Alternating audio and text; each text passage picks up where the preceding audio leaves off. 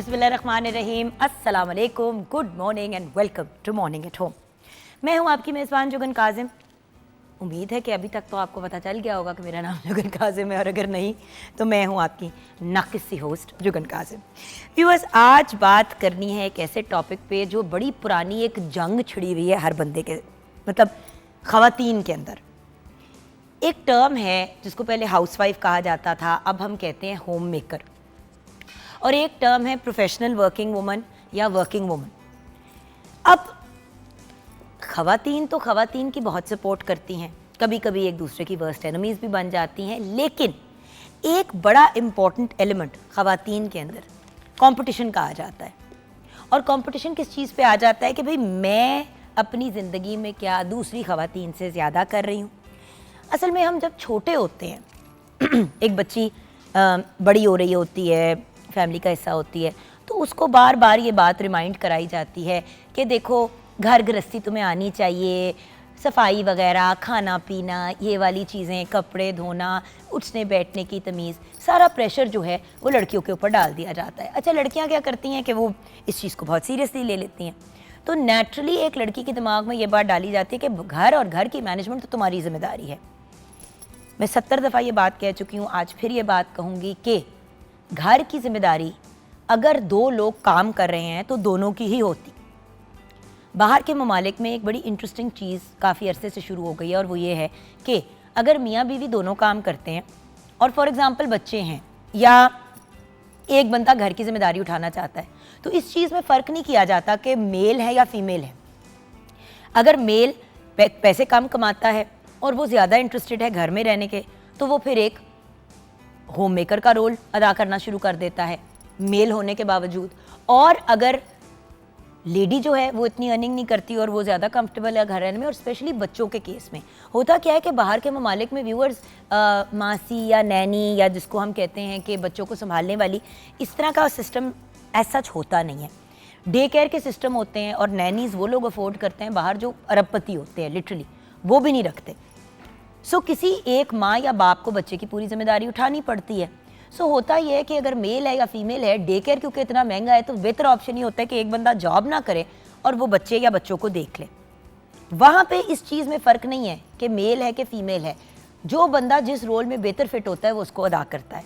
और इसलिए भी अदा करना आसान होता है क्योंकि छोटे छोटे बच्चों को जब वो लिटरली माँ की गोद में होते हैं, तब से बेटे बेटियों को दोनों चीज़ें सिखाई जाती हैं, सफाई भी, खाना भी, अपना बेड बनाना, टेबल लगाना, गार्डनिंग के अंदर हेल्प करना, ये सारी चीज़ें जो हैं वो फिर बेटे बेटी दोनों को सिखाई जाती है। जेंडर में कोई फ़र्क नहीं किया जाता। अब आ जाते हैं, आज का जो टॉपिक है वो है home maker versus working woman. Working woman के पॉइंट ऑफ व्यू से इसलिए बात कर रही हूँ क्योंकि व्यूअर्स देखें, काश मैं कह सकती हूँ home maker versus working people, कि मतलब जो काम करते हैं और जिनका फोकस टोटल जॉब पे होता है और घर की जिम्मेदारी वो नहीं लेते, और फिर होम मेकर्स वो जो घर को देखते हैं। लेकिन ऐसा होता नहीं है पाकिस्तान में, बहुत अफसोस के साथ कहना पड़ता है। और अगर कोई मर्द घर पे बैठ के चीज़ें मैनेज कर भी रहा होता है, चाहे वो बड़ी खूबसूरती से कर रहा हो और वो बड़ा खुश हो ये काम करते हुए, तो उसको रन मुरीद कह के या उसको बार बार ये फील करा के कि तुम तो जोरू के गुलाम हो, तुम तो मर्द ही नहीं हो, तुम तो हो ही जनाने, हम अगले के माइंड को ख़राब कर देते हैं। सो ये तो एक ऐसे इश्यूज़ हैं जो एग्जिस्ट करते हैं, क्योंकि यही शो अगर मैं अमेरिका या कनाडा में होस्ट कर रही होती तो मेरी गुफ्तगू बहुत मुख्तलिफ हो रही होती। लेकिन पाकिस्तान, हमारे कल्चर, हमारी सोच, हमारी मैंटेलिटी के पॉइंट ऑफ व्यू से अगर आगे बढ़े तो ये एक इशू है। होता क्या है कि होम मेकर जो है, दोनों तरफ प्रॉब्लम है। होम मेकर्स अक्सर जो हैं वो वर्किंग लेडीज़ को देख के कहती है कि देखो सारा टाइम, सारी तवज्जो काम पे दे देती हैं, और अगर बच्चे खुद नहीं पालने थे तो फिर उन्होंने पैदा क्यों किए। या दूसरे एंड पे जो वर्किंग लेडीज़ होती हैं वो बड़ी अपनी तरफ से वो हो जाती हैं कि भाई मैं तो काम करती हूँ, मैं तो घर भी देखती हूँ, तो होम मेकर्स तो बिल्कुल यूजलेस हैं, वो तो कोई काम ही नहीं करती। व्यूअर्स, ये दोनों तरफ से सोच गलत है। हर बंदा अपनी सिचुएशन, अपने सर्कमस्टांसिस के हिसाब से आगे बढ़ता है। होम मेकर कौन है? जो पूरा का पूरा घर और घर का निज़ाम आगे लेके चलती है। वो खातून जो घर की सफाई से लेके बच्चों की स्कूल आना जाना, उनके लंच बॉक्सेस, उनकी एक एक चीज़ को, बच्चे, घर बार और ऑफन अपने ससुराल के भी मामलात सारी होम मेकर देख रही होती है। वर्किंग लेडी अगर वो काम कर रही है तो बाहर की दुनिया में भी टफ टाइम, क्योंकि जो औरत जॉब पे निकलती है सबसे पहले तो उसको इस नज़र से देखा जाता है कि एक नौकरी कर क्यों रही है, औरत है, वाई शी वर्किंग, और अगर काम कर भी रही है तो उसी जॉब के जिस मर्द को 100 रुपये मिल रहे होंगे उसके औरत को 50 रुपये मिलेंगे। एक ये प्रॉब्लम बाहर की दुनिया में फेस करना, फिर अपने जानने वाले और रिश्तेदारों के ताने सुनना कि आए हाय काम करती रहती है, घर नूं ते कोई तवज्जो ही नहीं देंदी। ओ भाई, बंदा जाए तो कहाँ जाए। और सबसे बड़ी बात यह कि हम खवातीन को एक दूसरे की सपोर्ट करनी है। व्यूअर्स, मैं भी एक वर्किंग लेडी हूँ। हाँ, मैं सुबह से लेकर रात तक घर पे नहीं होती, लेकिन मैं अपने आप को होम मेकर भी कंसिडर करती हूँ। मैंने अपने बच्चे भी देखने हैं, उनकी तालीम के मामलात भी देखने हैं। वो खैर फैसल और मैं दोनों मिल के देखते हैं। और सच्ची बात है, अब जैसे मैं मॉर्निंग शो होस्ट करती हूँ, मॉर्निंग शो क्योंकि 10 से 12 बजे होता है तो मेरे पास टाइम नहीं होता और मैं जा ही नहीं सकती बच्चों की पेरेंट टीचर कॉन्फ्रेंसेज और डिफरेंट चीज़ों के ऊपर। तो ऐसी सारी चीज़ें फैसल कवर करते हैं। घर पे उनके होमवर्क्स, बाकी चीज़ों के ऊपर नज़र रखना मेरी रिस्पॉन्सिबिलिटी होती है। जहाँ पे मैथ्स या कोई ऐसा सब्जेक्ट आ जाता है जिसकी मुझे समझ नहीं आती, वो फैसल कवर करते हैं। लेकिन मिलजुल के एक सिलसिला चल रहा है। और हमारे मुल्क में तो ये कहा ही नहीं जा सकता कि oh she is a working lady and she is a home maker.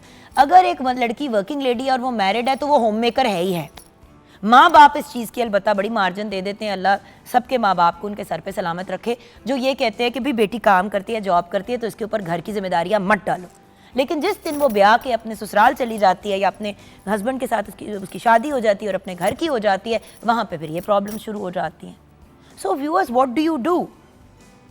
अगर आपने होम मेकर होके भी ताने सुनने और वर्किंग लेडी होके भी ताने सुनने, और अगर आप मेरी टाइप की सिचुएशन में हैं जहाँ पे आप घर भी देख रहे हैं और काम भी देख रहे हैं, व्यूअर्स, सुख दुख के मौके आपने जाके पूछना ही है, मेरा हस्बैंड जाए या ना जाए। जब मैं नहीं जाती तो 70 सवाल उठते हैं कि जुगन नहीं आई अफसोस करने के लिए, जुगन नहीं आई मुबारक देने के लिए। नॉट बिकॉज मैं मीडिया में हूँ या सेलिब्रिटी हूँ, बट बिकॉज मैं एक औरत हूँ। और अगर फैसल चले भी जाते हैं तो ये सवाल किया जाता है। लेकिन अगर फैसल नहीं जाता, किसी ऐसी जगह पे मैं गई हूँ, तो कोई सवाल नहीं उठता। लोग कहते हैं हाँ जी मसरूफ़ होंगे, काम पे बिजी होंगे। अच्छा, औरत कहती है कि जी मैं आज काम पे नहीं आ सकती, मेरे बच्चे की तबीयत ख़राब है, तो फ़ौरन कहा जाता है आए हाय। ये देखा ना, ये औरतें जब इनके बच्चे हो जाते हैं ना तो काम पे तवज्जो नहीं देती। मियाँ अलबत्ता घूम के ये कहेगा कि जी मेरे बच्चों की तबीयत नहीं ठीक, मुझे ज़रा जाना है, तो फ़ौरन कहेंगे जाएँ जाएँ जाएँ, प्लीज़ जाएँ, फ़ौरन जाएँ। क्यों? क्या ये फेयर बात है? क्या औरतों के लिए इस माशरे में, इस दुनिया में सर्वाइव करना आसान है, जो हम खुद उनके लिए मसाइल पैदा करते हैं? देखिए, बाहर के लोग क्या कहेंगे ये मुझे मैटर नहीं करता, हम क्या कहते हैं, हम क्या करते हैं। मुझे याद है जब मेरी फैसल से शादी हुई इनिशियली 12-13 साल पहले, हर अखबार में, हर मैगजीन में आया कि जुगन काजिम अब जॉब नहीं करेंगी। तो मैंने एक जर्नलिस्ट जिसने लिखा ये मेरे बारे में, मेरी उनसे जान पहचान थी, मैंने फ़ोन किया, मैंने कहा भाई आपने ये क्यों छापा है कि मैं काम नहीं करूँगी? आपने मुझे शादी की मुबारकबाद भी दी, आपने तब तो नहीं पूछा। कहते हैं आप भी सारे इस फील्ड में जब होते हैं और जब शादी हो जाती काम छोड़ ही देते हैं, क्योंकि देखे ना काम और घर तो साथ नहीं देखा जा सकता, मुश्किल हो जाती है, और मियाँ भी नहीं पसंद करते। मतलब ये किस किस्म की लॉजिक है, ये किस किस्म की साइंस है? हम खुद ही एक दकियानूसी सोच लेके निकल पड़े हैं। सो हमें इस मेंटालिटी को और इस सोच को रोकना है। देखिए व्यूअर्स, वर्किंग लेडीज़ के बहुत मसाइल होते हैं। अब एक अच्छा चले होम मेकर से बात करते हैं। होम मेकर यानी कि हाउस वाइफ, जो फेवरेट टर्म है, बट होम मेकर एक्चुअली नाश्ता बनाना, बच्चों को स्कूल भेजना, घर को देखना, घर की फाउंडेशन होती है, घर की बुनियाद होती है होम मेकर। अच्छा, दूसरी तरफ वर्किंग लेडी है, वो प्रोफेशनल लाइफ में अपना नाम बना रही है, कोशिश कर रही है, अपनी तालीम, अपनी स्किल्स को इन्हांस कर रही है, ऑफिस की डेडलाइंस को भी देखना है, अपने बॉस और कॉलीग्स के साथ भी मिलकर प्रॉपर तरीके से एक टीम की तरह काम करना है। इसमें कोई शक नहीं है कि जो घर पे बैठे लोग होते हैं उनके मामलात फ़र्क होते हैं, और जो घर पे काम कर रहे होते हैं उनके भी मामलात फ़र्क होते हैं। लेकिन व्यूअर्स, आई एम सॉरी, हमारे माशरे में, हमारी सोसाइटी में एक वर्किंग लेडी, एक होम मेकर है ही है। मतलब मुश्किल काम है लेकिन कर रही हैं। फिर हमारी ख़वातीन में जब डिप्रेशन होती हैं, जब उनका वर्क लाइफ बैलेंस का इशू बनता है, तो हम कहते हैं कि यार पता नहीं इनसे बैलेंस क्यों नहीं ढूंढा जा रहा। बंदे से ही एक्सपेक्टेशन नहीं होती कि अगर घर में काम करने वाली जो आपी हैं या मासी हैं वो नहीं आई खाना बनाने के लिए तो हांडी वो पका देंगे। बीवी का ही इंतज़ार होगा, चाहे वो काम से रात के 8 बजे क्यों ना आए। होम मेकर को 102 बुखार भी है तो उसने अपने बच्चे भी संभालने हैं, उसने मियाँ को भी देखना है, अगर सास की कोई डिमांड्स हैं, ससुर की, वो भी पूरी करनी है, अगर उसके अपने सगे माँ बाप। एंड बाय द वे, एक और चीज़ हमारे माशरे में जो मुझे बड़ी ऑड लगती है कि एक लड़की ने अपने माँ बाप को भी देखना है और अपने इन लॉज को भी देखना है। भाई अगर एक खातून अपने पेरेंट्स को और अपने इन लॉज को भी देख रही है तो उसके शौहर को भी अपने सास ससुर और अपने पेरेंट्स को भी देखना चाहिए ना, ताकि मिलजुल के चले। अब माँ बाप क्या शौहर के भी आपके हो गए और सारी जिम्मेदारियां आपकी हो गई और लाड प्यार सारे बेटे के हो गए और दामाद के हो गए, ये किधर की इंसानियत है। सो थोड़ा सा हमें फेयरनेस के साथ आगे बढ़ना है। मैं इतना इम्प्रेस होती हूँ उन खवातीन से जो अपनी बहुओं को बेटियों से बढ़ के ट्रीट करते हैं और अपने बेटों की साइड लेने के बजाय अपनी बेटियों की साइड लेते हैं, अपनी बहुओं की साइड लेते हैं। मैं बहुत इम्प्रेस्ड होती हूँ ऐसी खवातीन से। मैं उन खवातीन को सलाम पेश करती हूँ जो अपनी बहुओं को, अपनी जो नंदे, अपनी भाभीयों को कहती है कि आप जाएं काम करें, हम देख लेंगे, बच्चे हमारे पास छोड़ जाएं, हम कर लेंगे मैनेज, अच्छा प्रॉब्लम हो गई है हम देख लेंगे। देखिए व्यूअर्स, मिलजुल के ही इस दुनिया में हमने आगे बढ़ना है और वो तब तक नहीं हो सकता जब तक हम लोग एक कलेक्टिव पॉजिटिव सोच के साथ आगे नहीं बढ़ेंगे और एक दूसरे की सपोर्ट नहीं करेंगे। औरत को औरत का दुश्मन नहीं बनना, औरत ने औरत का सबसे बड़ा सपोर्ट सिस्टम बनना है। हम दुश्मनियों से नहीं बाहर निकल रहे, इस वट से ही नहीं निकल रहे। मुझे याद है एक दिन हम वर्किंग लेडीज़ के मसाइल डिस्कस कर रहे थे मॉर्निंग शो पे, उसके बाद में कुछ बातें शो पे ऐसी हुई जिनको लोगों ने बड़ा रिपीट किया और बड़ी नेगेटिव बातें की और खवातीन ने लिखा हम होम मेकर हैं, क्या हमारी कोई वैल्यू नहीं है, हमारी कोई वर्थ नहीं है, हम ये नहीं, हम वो नहीं। मैं कहा भाई बात वर्किंग लेडीज़ की हो रही थी, होम मेकर के बारे में तो हमने कोई बात ही नहीं की, हमने तो सिर्फ ये कहा कि वर्किंग लेडीज़ के ये मसाइल है।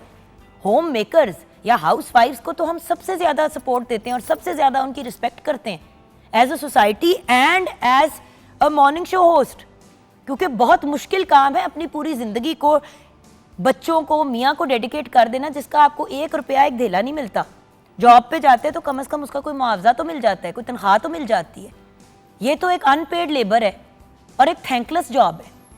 कभी कोई रिकग्नाइज कर ले तो कर ले। दिन में आप 70 अच्छे काम करते हैं लेकिन एक टाइम खाना में नमक ज़्यादा हो गया या रोटी टाइम पे नहीं बनी तो सारे घर वाले जो है वो बुरा मना के बैठ जाते हैं और बड़ी दफ़ा शौहर घूम के कहते हैं तुम्हारा और काम क्या है, सारा दिन घर पे बैठ के मंजियाँ ही तोड़ती रहती हो। सो ये चीज़ें गलत हैं viewers. We have to be positive और हमने एक दूसरे की सपोर्ट करनी है, जैसे कि हम इस प्रोग्राम में भी एक दूसरे की सपोर्ट करने की कोशिश करते हैं। शेफ़ तैयबा हमारे साथ हैं, absolutely brilliant chef, working woman, also a home maker, अपने बच्चे देख रही हैं, अपनी ज़िंदगी को मैनेज कर रही हैं। अस्सलाम वालेकुम। वालेकुम अस्सलाम, कैसे हैं जुगन आप? ठीक, आज का टॉपिक मुझे बहुत इमोशनल कर देता है और थोड़ा अपसेट भी कर देता है। जी आई अंडरस्टैंड, और बल्कि आप बात कर रही थी तो मुझे ये फ़ख्र महसूस हो रहा था बजाय इसके कि मैं इस पे अफसोस करूं कि होम मेकर के साथ साथ हम प्रोफेशन भी देख रहे हैं और मैं हरगिज़ ये नहीं कहूँगी कि कोई किसी से ज़्यादा है, लेकिन हाँ इस बीइंग प्रोफेशनल लेडी अगर मैंने कोई चीज़ बहुत ज़्यादा इन्जॉय की है तो वो ये कि आप फाइनेंशियली इंडिपेंडेंट होते हैं। मैंने कई ख़वातीन ऐसी देखी हैं जो बहुत बेइज्जत होने के बाद उनको जो है वो पैसे थमाए जाते हैं कि ये इसके लिए हैं, ये इसके लिए हैं। लेकिन एक चीज़ जो मैंने आपको भी बताया, जिस तरह कि मैंने ये चीज़ बहुत ज़्यादा इन्जॉय की उसमें कि मतलब मैं बिल्कुल रिलैक्स होती थी कि अगर मैं जॉब कर रही हूँ तो मुझे सैलरी आएगी और मैं अपने एक्सपेंसेस खुद देखूँगी। तो ये एक बड़ी अच्छी चीज़ है। इन दोनों में अगर मैं कंपैरिजन करूँ तो सबसे ज़्यादा जो चीज़ मुझे अच्छी लगी वो ये थी।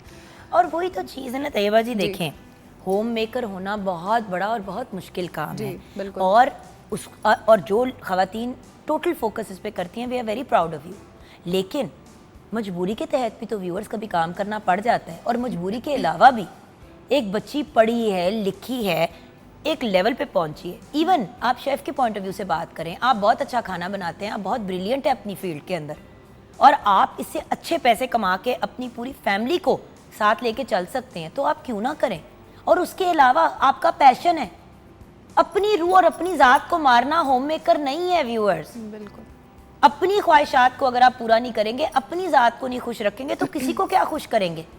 सारी ज़िंदगी रिग्रेट में ही रहेंगे कि यार सब कुछ इन लोगों के लिए कर दिया, हमें तो किसी ने नहीं पूछा आगे से। जी सो ये इंपॉर्टेंट एलिमेंट्स होते हैं। जी बिल्कुल। और दूसरी चीज़ ये जुगन कि टाइम मैनेजमेंट जो है ना वो अगर आपको आ जाती है तो जैसे माशाल्लाह आपने इनवाइट किया, मैं आपके घर आई, मैंने देखा कि एक जुगन जो मैंने यहाँ देखी और एक जो वहाँ देखी, मतलब आपका टोटल जो फोकस होता है इधर फ़ोन करके उसको पूछ रहे हैं, बच्चों का पता कर रहे हैं, तो ये सारा जो है ये टाइम मैनेजमेंट की गेम है। जी देखिए बात ये है कि ज़िंदगी बड़ी मुख्तसर सी है और जो भी रोल टेक ऑन करें, घर पे मैं मॉर्निंग शो होस्ट नहीं हूँ, बिल्कुल घर पे मैं हसन, हमज़ा, नूर बानो और दानिया कमाल मेरे जो स्टेप किड्स हैं और ईसा जो मेरा मुँह बोला बेटा है, ये मैं इन 6 बच्चों की माँ हूँ।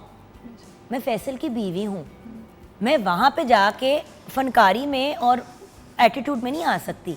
वहाँ पे मेरे घर अगर तैयबा आई है तो वो वहाँ पे शेफ़ तैयबा मेरी कॉलीग नहीं आई, वहाँ पे मेरे घर मेहमान आई है, अल्लाह की तरफ से एक रहमत आई है, उसकी इज़्ज़त सर आँखों पे है। हर बंदे को देखना है, हर बंदे को केटर करना है। सो ये चीज़ें इंपॉर्टेंट है। खैर व्यूअर्स, यहाँ पे क्योंकि हमें ब्रेक की तरफ जाना है तो मुझे मेन्यू बता दो जान, आज का मेन्यू क्या है, फिर हम रेसिपी की तरफ ब्रेक के बाद आएंगे। चिकन स्लाइडर्स आज हम बना रहे हैं, उसके साथ लोडेड फ्राइज़। अब देखिए ना, चिकन स्लाइडर्स लोडेड फ्राइज़, ये डिनर के लिए एक बड़ा अच्छा ऑप्शन है। हम सबसे बड़ी मिस्टेक ये करते हैं कि हम हांडी रोटियों में पड़ जाते हैं।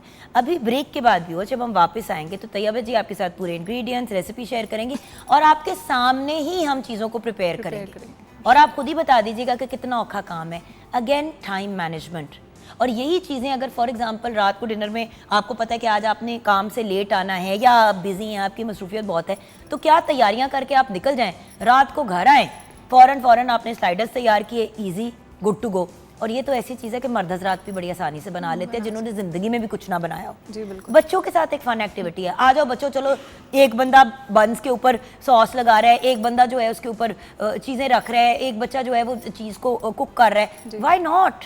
और इवन कि आप अगर चिकन कुक करके भी रखा हुआ है फिर तो और इजी हो जाएगा, और इजी हो जाएगा। सो हम ये सारी चीज़ें अभी व्यूअर्स ब्रेक के बाद आपको करके दिखाएंगे। Chicken slider burgers and loaded fries बनेंगे ब्रेक के बाद।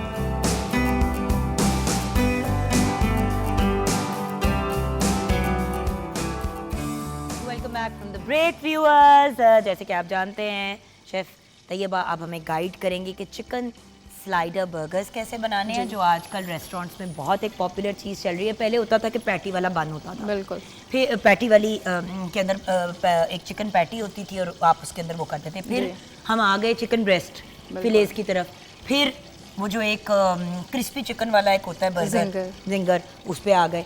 अब हम स्लाइडर्स पे आ गए। जी बिल्कुल, स्लाइडर। सो स्लाइडर्स जो हैं वो कैसे बनाने हैं, उससे आपने जो मुझे गाइड किया कि ये हमने इसके अंदर गार्लिक जी और अदरक डाल के ऑयल के अंदर थोड़ा सा मैंने इसको ब्राउन करना है, हल्का सा इसको कुक करना है। उसके बाद इसमें चिकन डाल के मसाले डाल के इसको कुक करना है। अब आप अपनी रेसिपीज़ बता दें, मैंने कहा मैं ज़रा ऑन एयर ही बता दूं कि हम कर क्या रहे हैं। जी ठीक है व्यूअर्स, पहले मैं चिकन स्लाइडर्स की रेसिपी आपको बता देती हूँ। चिकन स्लाइडर्स के लिए हमें बन चाहिए 4 से 6 अदद, और मुर्ग का गोश्त जो कि हम बोनलेस यूज़ कर रहे हैं 1 किलो, मोज़रेला चीज़ 1 कप, नमक हस्बे ज़ायका, और दड़ा मिर्च 1 चाय का चम्मच, काली मिर्च 1 चाय का चम्मच, तेल हस्बे ज़रूरत, अदरक लहसुन की पेस्ट 1 खाने का चम्मच, गरम मसाला आधा चाय का चम्मच, तिक्का मसाला 1 चाय का चम्मच, सुर्ख मिर्च पाउडर आधा चाय का चम्मच, प्याज 2 अदद, शिमला मिर्च 1 अदद, गाजर 2 अदद, केचप हस्बे ज़रूरत और मायोनीज़ हस्बे ज़रूरत।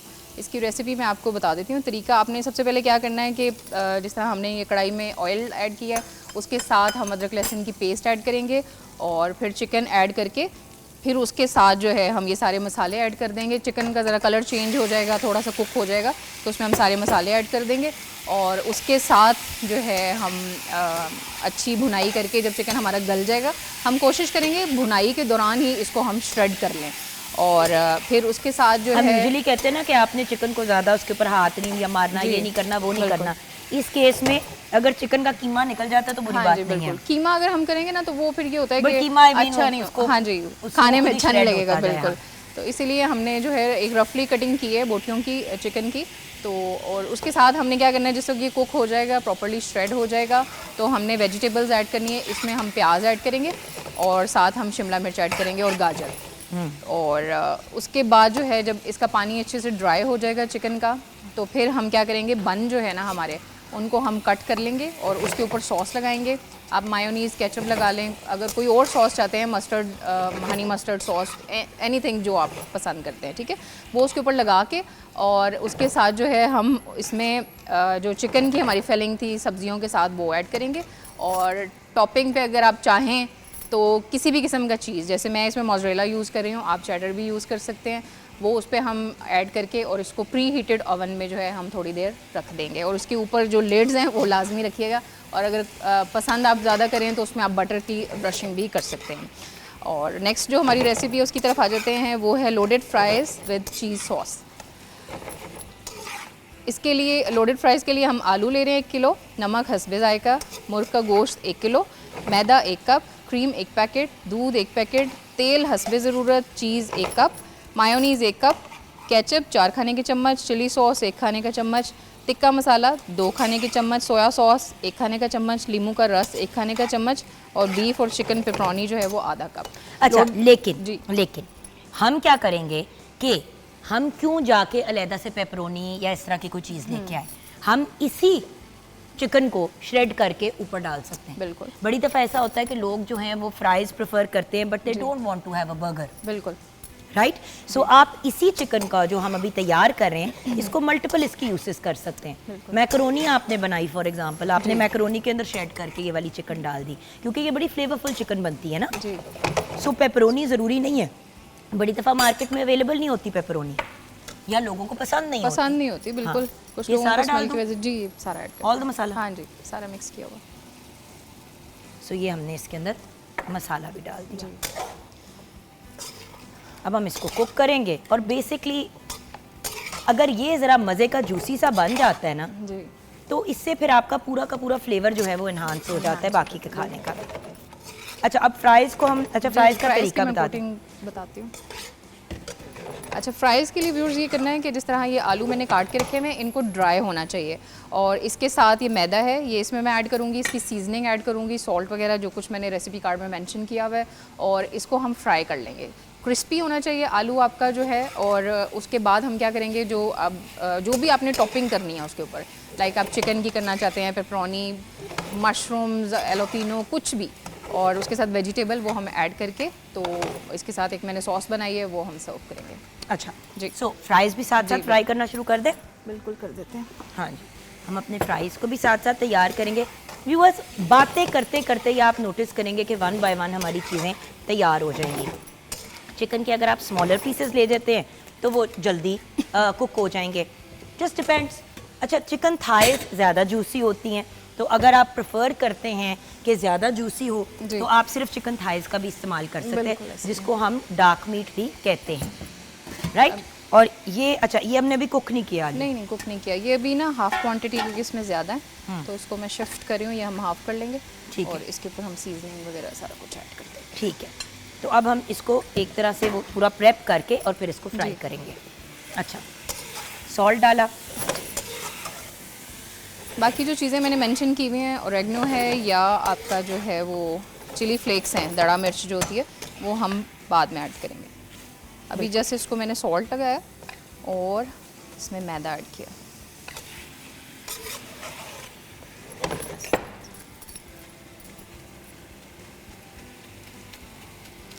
बात ये है कि चीज़ों को, एंड दैट्स इट। जी, बस ये फ्राई हो जाएंगे, उसके बाद जो भी आपकी टॉपिंग्स हैं, चीज़ डालना है चीज़ आप ऐड कर दें। ठीक है। और बस इनका फ्राई जो है ना वो अच्छे से होना ज़रूरी है। आपने ग्लव यूज़ करना है? हाँ जी, मैं ग्लव यूज़ कर लेती हूँ।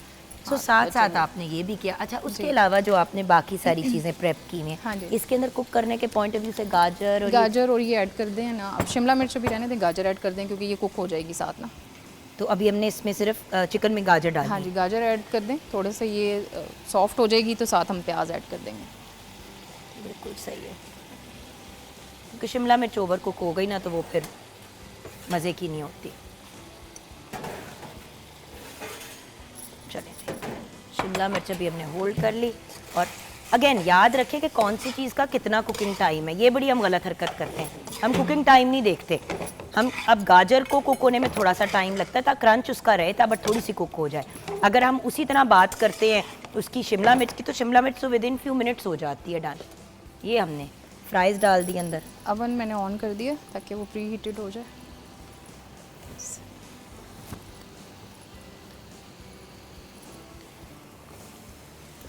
थोड़ा सा ध्यान से।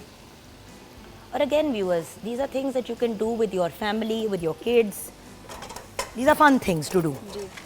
हम लोग ना अजाब बना देते हैं। अच्छा, लेकिन home maker versus working women की अगर हम बात करें तो मैं एक बात ज़रूर आपसे करना चाहूँगी।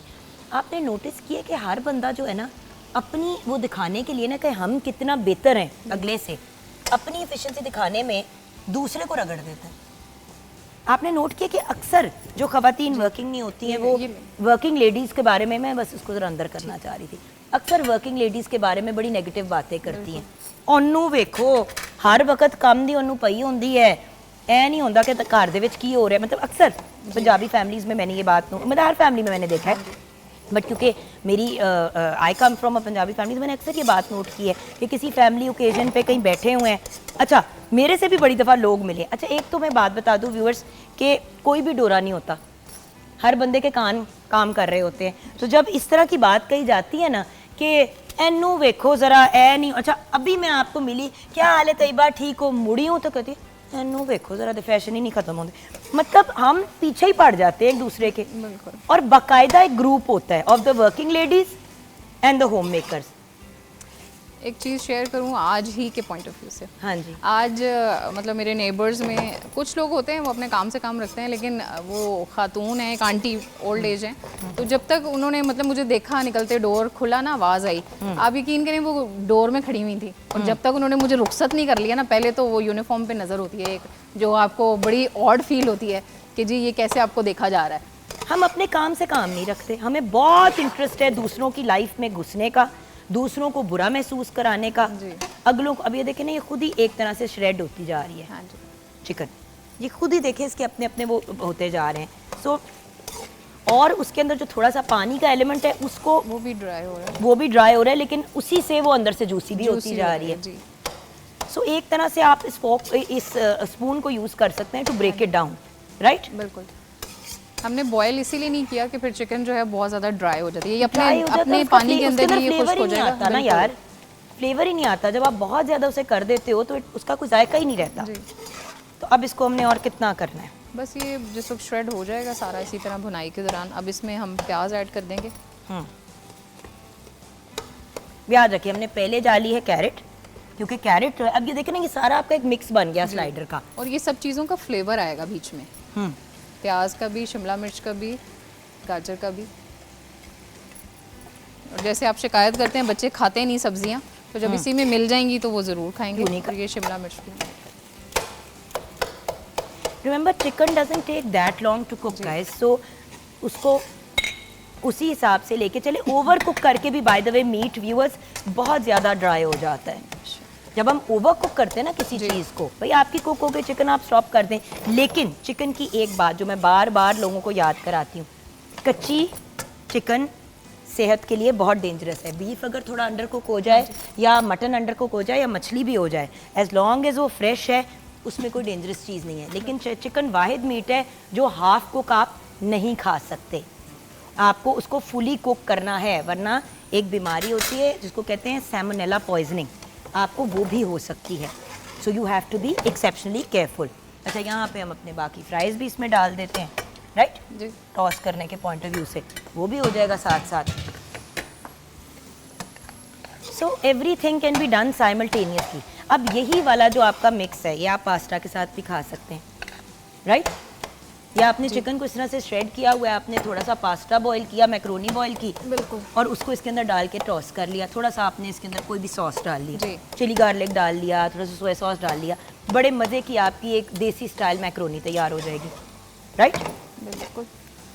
अब आप देखें आपको फ्रेगरेंस आ रही होगी सब्जियों की चिकन के साथ, बिल्कुल अच्छी आ रही है। So I am just saying that everything can be done properly and with focus.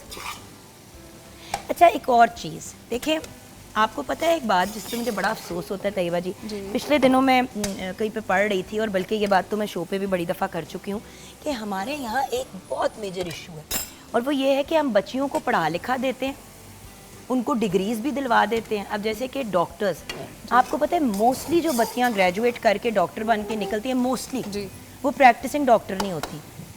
अच्छा ससुराल वाले कहेंगे रिश्ते के लिए जब आएंगे कि जी हमें तो बहू ही चाहिए जो डॉक्टर है, मतलब डॉक्टर पे बड़ा अपीलिंग होता है जी। बंदा कहता है कि चलो बच्ची की तालीम पे इतनी तवज्जो दी, वॉटेवर इसकी भी लाइफ बन जाएगी। बच्ची उस घर जाती है तो वो कहते हैं जी आप जॉब नहीं कर सकते, तो उन्होंने डॉक्टर बना के वो सीट भी ज़ाया हो गई ना एक तरह से। ठीक है वो पढ़ लिख गई, बड़ी अच्छी बात है, लेकिन डॉक्टर एक प्रोफेशन है। पढ़े लिखे एजुकेटेड बच्चियाँ जो डॉक्टर्स हैं लेकिन प्रैक्टिस नहीं कर रही, वो तो नुकसान में ही रहती हैं, वो तो खसारे में ही रहेंगी। नहीं बिल्कुल ऐसे ही है। सो ये बड़े मेजर इश्यूज हैं जिनके ऊपर हमें वर्किंग भी करनी चाहिए और जिनको हमें एड्रेस भी करना चाहिए। So these are also important things. देखें आप अपनी बच्चियों को पढ़ा लिखा के एक लेवल पे लेके आते हैं, उसके बाद उसमें कि यार रिश्ता रिश्ता रिश्ता, आप बच्ची को लिटरली जो है ना एक खूह में डाल देते हैं। वो और बात है, बच्ची अपनी मर्जी से शादी करे, उसकी और उसकी हस्बैंड की, या आपस में उन्होंने ये डिसाइड किया हो कि हमने नहीं काम करना या मेरा जी नहीं चाह रहा, वो एक मुख्तलिफ बात है। देखिए हर इंसान, अगर एक लड़के को हम हमेशा कहते हैं कि बेटा तुम्हारी मर्जी तुम देख लो, तो हम बच्चियों को ये मार्जिन क्यों नहीं देते? सोचने की बात है ना। मतलब लड़का अपना करियर परसू करे। कितनी दफ़ा हमने पेरेंट्स को कहते हुए देखे कि ओनू शौक है तो ऐसी कह रही सी कि कर ले ये वो। अच्छा, बच्चियां एक प्रोफेशन से वाबस्ता हैं जी, पढ़ लिख के एक सर्टेन लेवल पे पहुंच गई हैं, लेकिन हम उन लड़कियों को आगे नहीं बढ़ने देते। सो प्लीज़ बेटा हो या बेटी, घरेलू काम सारे सिखाएं। ये जैसे कि अभी हम कर रहे हैं, ये काम किसी का बेटा खड़ा होकर क्यों नहीं कर सकता साश? क्या उसकी इज्जत कम हो जाएगी? और जिस वक्त ना मैंने बच्चियों को सिखाना शुरू किया अब, तो मेरा बेटा भी साथ खड़ा होता है, सीखता है वो भी सारा कुछ। तो सिखाना चाहिए ना जान। कल को बेटे ने भी तो अपनी जिंदगी जीनी है। डू यू रियली वांट कि आपकी बहू घूम के कहे कि खुद तो इतने काम आते थे लेकिन मतलब इसको तो कुछ सिखाया नहीं, तो मतलब ये अच्छी मॉडर्न वर्किंग वुमन है? तो ये चीज़ों का ख्याल रखना कि जो जिन चीज़ों से और जिन तकलीफ़ात और जिन मसाइल से हम ख़वातीन गुजरी हैं, अपने बेटों को इस तरह से गाइड करें कि वो आगे जाके किसी को तकलीफ ना दें। असल तो आपका टैलेंट और आपका हुनर वहाँ पे आता है। ये देखें ना, श्रेडेड सी उसकी हालत हो गई है। अब इसको आपने प्योर श्रेडेड में लेके जाना है या ज़रा बड़े चंक्स रखने हैं, अगेन ये आपकी अपनी चॉइस है। अब क्योंकि हमने लोडेड फ्राइज़ के साथ भी जो है वो इसमें से यूज़ करेंगे, तो कुछ हम चंक्स इसमें रहने देंगे और बाकी जो है वो हम श्रेड कर देंगे। आप अब अपनी हिसाब अपनी मर्जी से कर लें। ये देखिए व्यूअर्स, देखते ही देखते हमारे फ्रेंच फ्राइज़ भी तैयार हो गए। एक लॉट तैयार हो गया, अगला लॉट हम फ्राई होने के लिए डालेंगे। अब ये जब रेडी हो जाएंगे, ये फ्राइज़ आप थोड़ा सा जल्दी इसलिए तैयार कर सकते हैं क्योंकि आगे आपने इनको बेक भी करना है जी। सो अगर थोड़ा सा आप पहले कर लें तो इट्स ओके, लेकिन बेस्ट तो ये है कि फ़ौरन आपने तैयार किया, अच्छे ब्राउन क्रिस्पी फ्राइज़ आपने निकाले। अभी भी अगर इसको थोड़ा सा और कर लेंगे हाँ जी, तो ये बेहतर हो जाएगा, तो डार्क ब्राउन। चलें हम फ्राइज़ को तब तक मुकम्मल करते हैं, चिकन को श्रेड करके रेडी करते हैं, फिर ब्रेक की तरफ जाएंगे। ब्रेक के बाद जब वापस आएंगे तो व्यूअर्स, आजकल बहुत मसाइल चल रहे हैं, स्पेशली डैंड्रफ का बड़ा प्रॉब्लम चल रहा है, तो इससे रिलेटेड बात करेंगे। But and then of course आज हमने ये भी बात करनी है कि क्या अपनी जॉब करना, लाइक किसी जगह नौकरी करना बेहतर है या एंटरप्रेन्योर होना बेहतर है? इस पे तैयबा जी आपकी भी फीडबैक बड़ी इंपॉर्टेंट होगी, और अगर आपने भी कुछ सवाल पूछने हुए, छोटी सी ब्रेक की तरफ जाएंगे, ब्रेक के बाद वापस आएंगे और अपनी डिस्कशंस की तरफ बढ़ेंगे।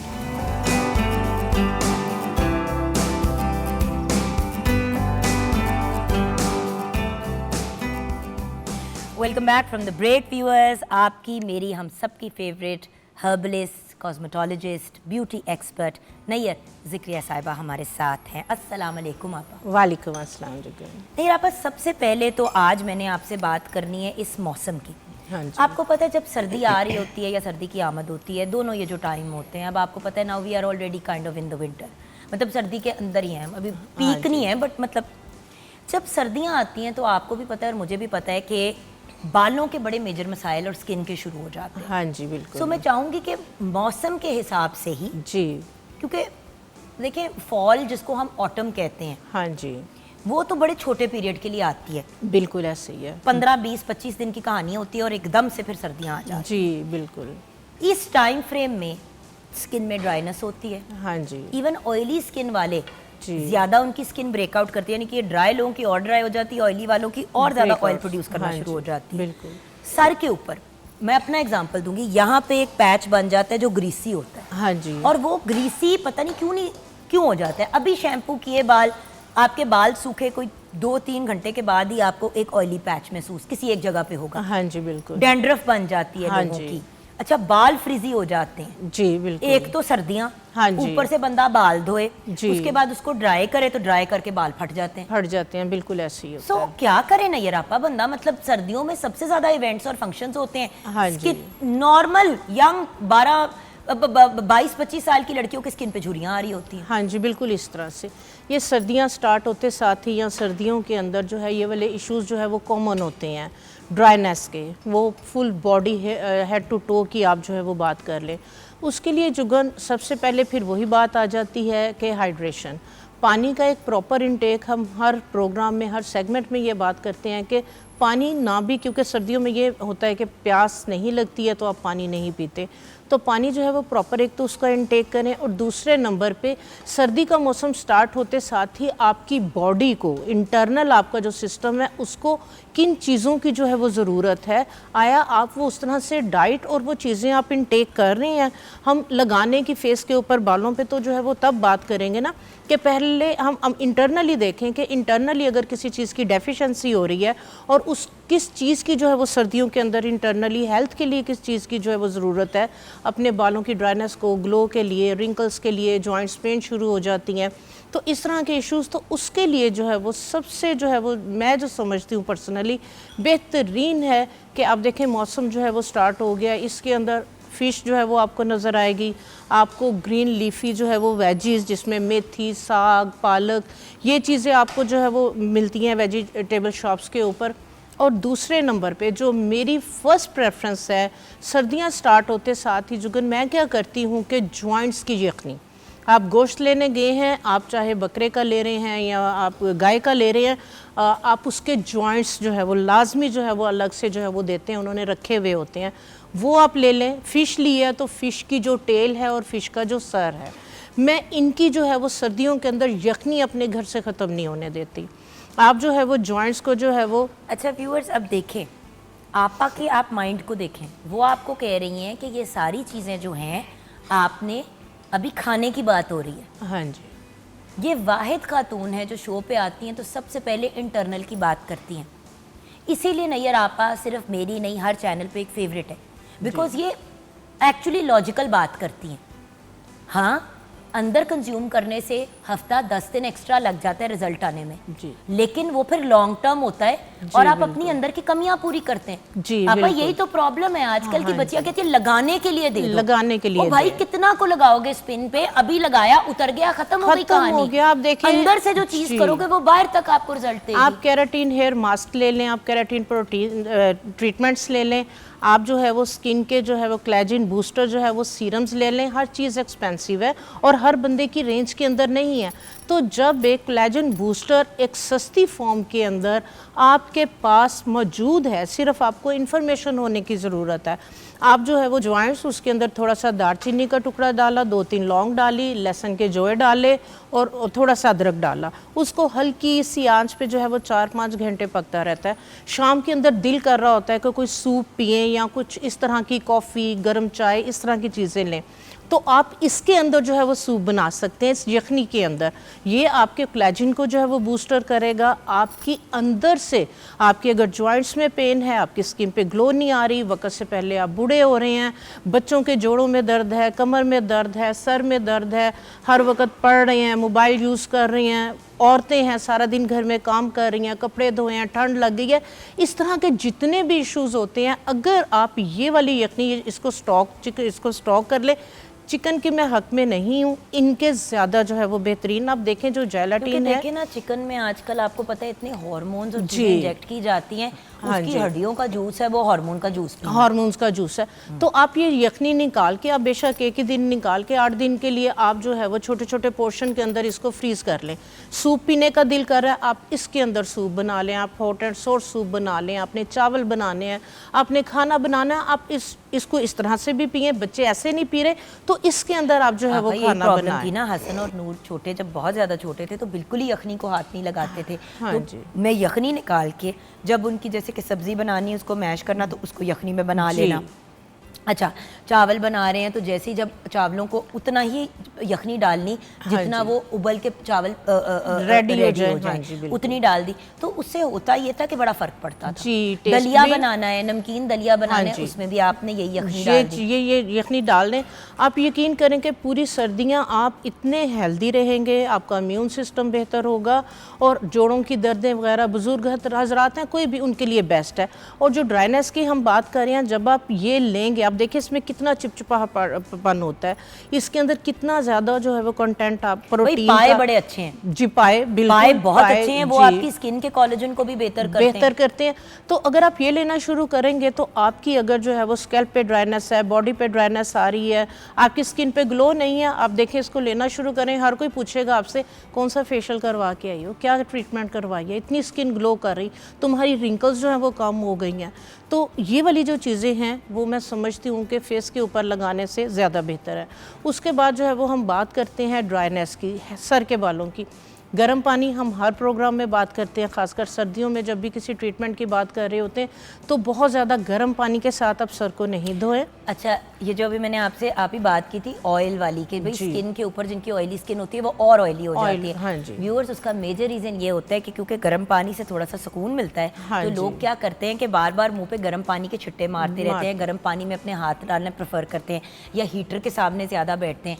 आपकी स्किन और ज़्यादा ऑयल ग्लैंड्स जिसके ज़्यादा है वो ओवर एक्टिव हो जाते हैं। तो टेक्निकली सर्दियों में ऑयली स्किन वालों की स्किन नॉर्मल होनी चाहिए। वो नॉर्मल की तरफ इसलिए नहीं जाती क्योंकि हम बार बार जब आप रिमूव करेंगे ऑयल को तो वो ऑयल बनाएगा, ज़्यादा ऑयल प्रोड्यूस, क्योंकि हर एक की बॉडी का अपना एक साइकिल सिस्टम है। कुछ लोगों की ड्राई होती है और ड्राई हो जाती है, और जिन लोगों का जो है वो जाहिर सी बात है कि ग्लैंड्स ज़्यादा एक्टिव है सीबम आपका, तो वो फिर ज़्यादा एक्टिव होकर ज़्यादा ऑयल प्रोड्यूस करते हैं, ब्लैक हेड्स, वाइट हेड्स और इस तरह के इशूज़ आते हैं। तो डैंड्रफ की अगर सर की बात करें तो अगर आपके पास टाइम नहीं है, आप आधा घंटा पहले बालों में कोई भी प्रोटीन मास्क लगा लें, बालों में है आप हेयर ऑयल जो है वो लगा लें, लगा के फिर आप जो है वो अपने बालों को धोएं। हाँ, अगर बहुत गंदे बाल हैं, आपने 4-5 दिन से नहीं नहाए हैं, तो उसके लिए क्या करें कि आप शैम्पू को माइल्ड कर लें। एक पानी जो है वो थोड़ा गुनगुना कर लें कि सिर्फ उसकी ठंडक ख़त्म हो, ज़्यादा गर्म पानी ना हो।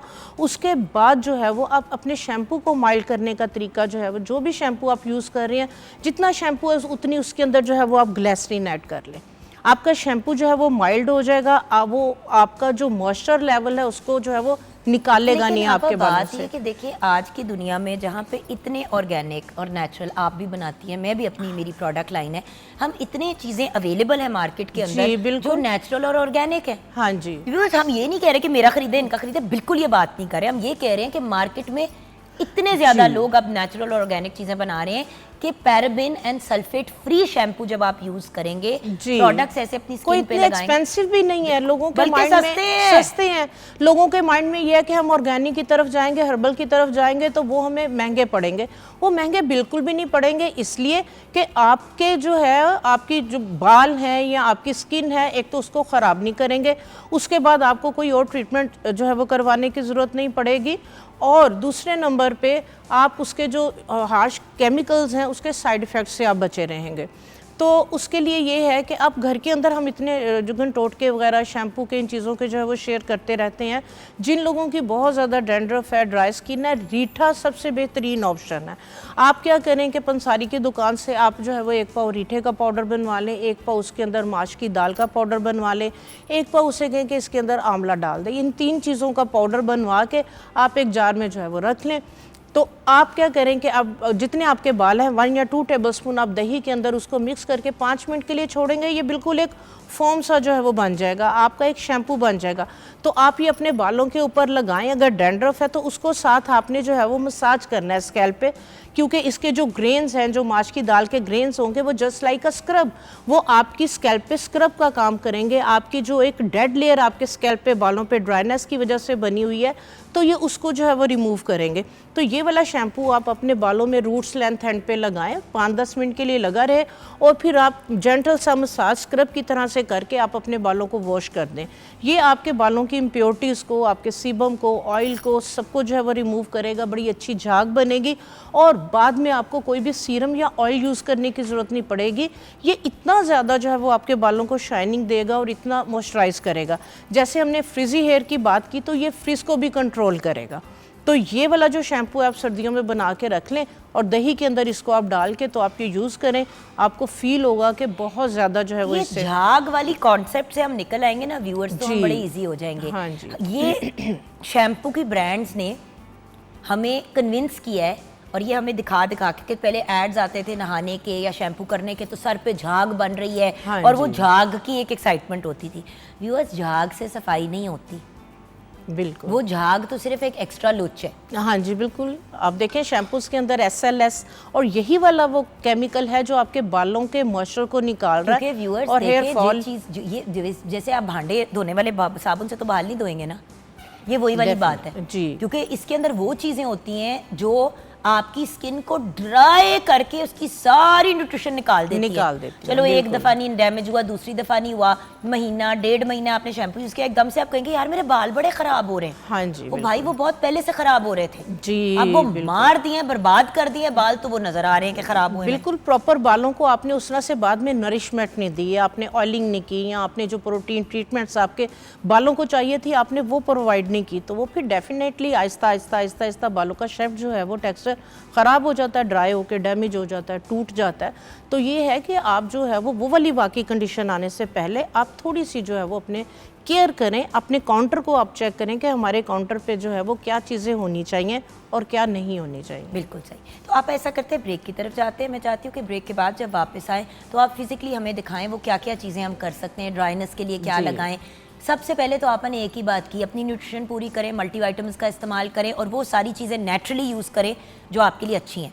अगर नेचुरली वो नहीं पूरी हो रही तो फिर उनको बेशक सप्लीमेंट्स के थ्रू पूरा करें। अंदर से सेट होंगे तो फिर बाहर की जो सारी चीज़ें अभी आपको सिखाई जाएंगी वो आपके लिए कारआमद रहेंगी। बिल्कुल राइट आप बिल्कुल। तो ब्रेक के बाद हम आपको सिखाएंगे कि ये जो सीज़न है जिसके अंदर हम हैं उसके अंदर हम क्या क्या चीज़ें कर सकते हैं अपनी ब्यूटी को इन्हांस करने के लिए, चेहरे पे और बालों में एक ग्लो और ब्यूटिफिकेशन लाने के लिए। ब्रेक के बाद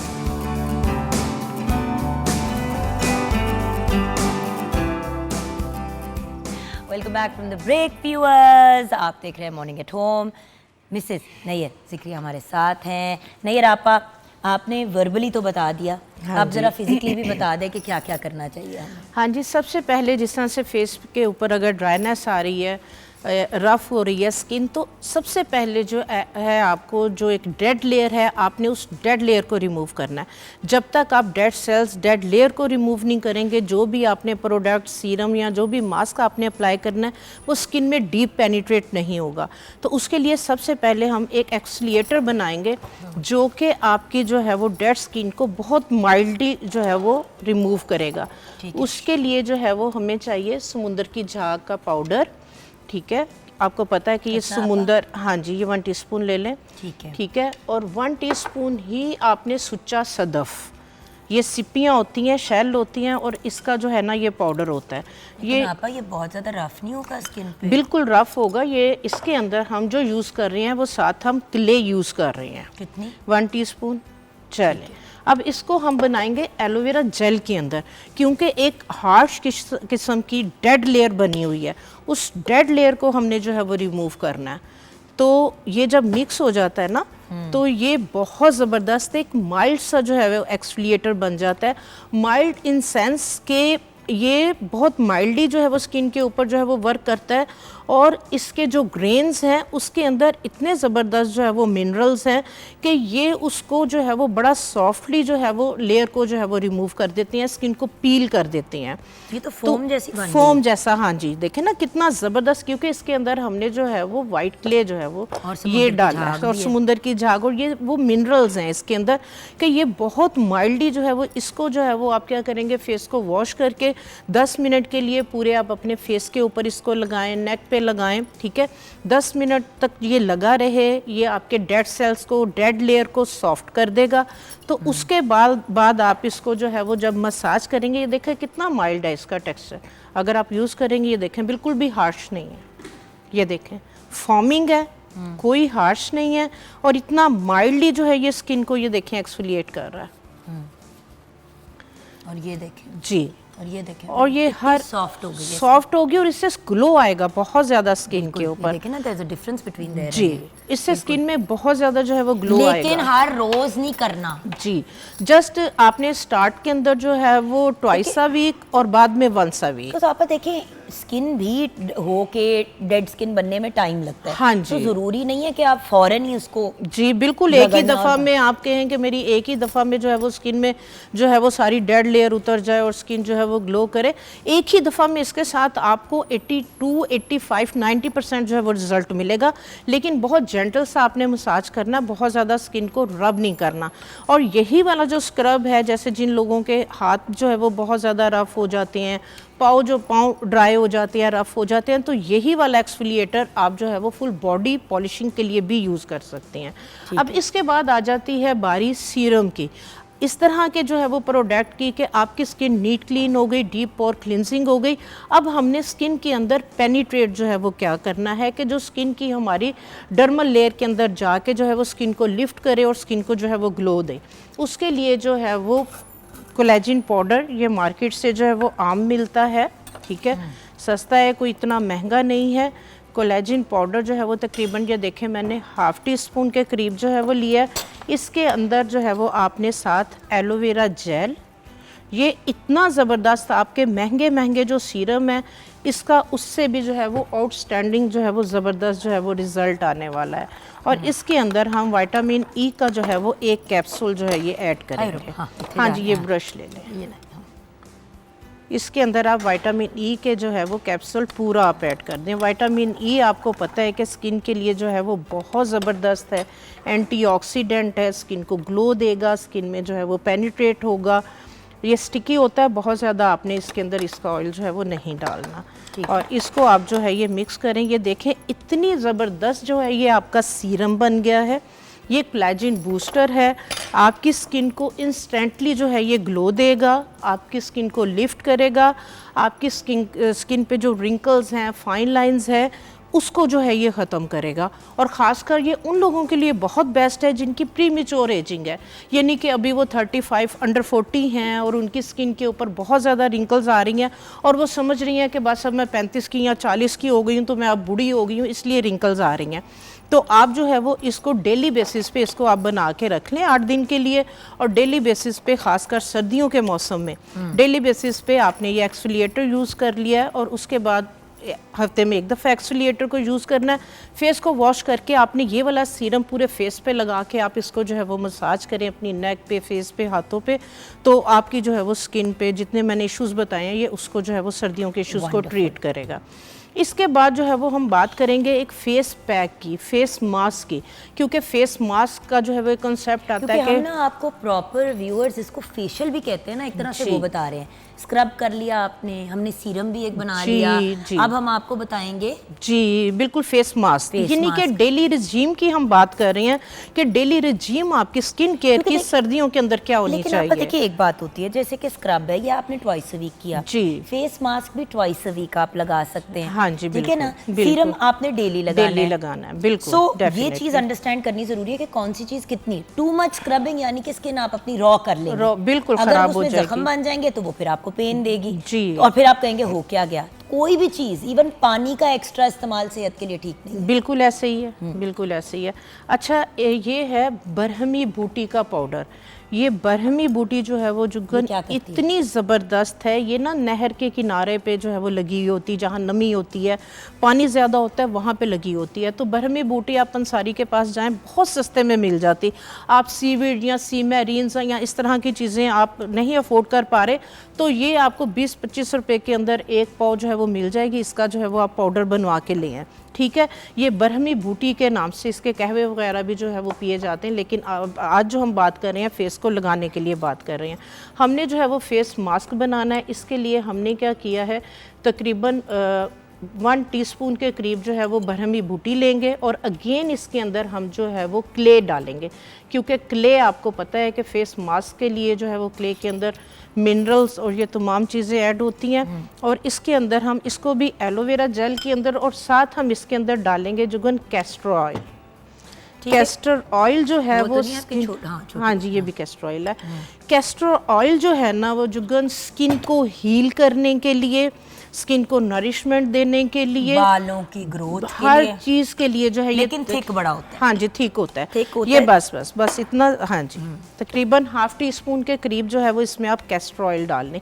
ये आपका इतना ज़बरदस्त जो है वो एक फेस पैक बन जाएगा, एक फेस मास्क बन जाएगा। अब आप देखें कि आपने हर चीज में क्यों एलोवेरा डाला है। हाँ जी। यही एलोवेरा गर्मियों में बार बार नहीं डलता, सनबर्न में डाल देते हैं, कुछ और चीजों में। जब आप सर्दियों में आते हैं तो आपकी स्किन की नीड फर्क होती है। तो ये वाला फेस पैक जो है वो जिन लोगों को ये इशू है कि उनकी स्किन जो है वो लूज हो रही है, स्किन को टाइट करना है, स्किन को लिफ्ट करना है, तो ये फेस मास्क जो है वो आप फेस को वॉश करके बतेरा है आपके पूरे फेस और पूरे नेक फेस के लिए पे इजीली। फेस और नेक, प्लीज जो बात हम कहते हैं वो फेस एंड नेक के लिए होती है। हाँ जी। स्क्रब जब करते हैं तो आपकी ड्राई स्किन नेक पे भी होती है। बिल्कुल, नेक तो मस्ट है ना, क्योंकि नेक पे आप अगर नहीं लगाएंगे तो फेस, आपको पता है आपकी जो नेक फेस आपका जो है वो लग रहा होता है, क्रीमें वगैरह वाइटनिंग फेस पे लगाई होती है, नेक पे नहीं। ये बिल्कुल सही टेम्परेचर हाँ वो है, बिल्कुल पेस्ट ये आपके इसकी। हाँ फेस पे जी, लग जाएगा आराम से और रह भी जाएगा। और एलोवेरा की अमेजिंग चीज़ है कि वो आपकी स्किन में फौरन अब्जॉर्ब हो जाती है। तो वो जो एक ड्राई हो जाता है मास्क इवेंचुअली, वो बड़ी जल्दी हो जाएगा क्योंकि एलोवेरा जी, ये उसको थोड़ा सा जो है वो आहिस्ता आहिस्ता जो है वो ड्राइनेस की तरफ लेके जाएगा। इसका भी तरीकाकार ये है, वॉश्ड फेस होना चाहिए। पहले आप कोई भी जो है सीरम हमने बताए ये लगा के मसाज आपने जो है वो सर्दियों के अंदर बिल्कुल मसाज के लिए मैं एक फेशियल मसाज ऑयल भी जो है वो भी शेयर करती हूँ।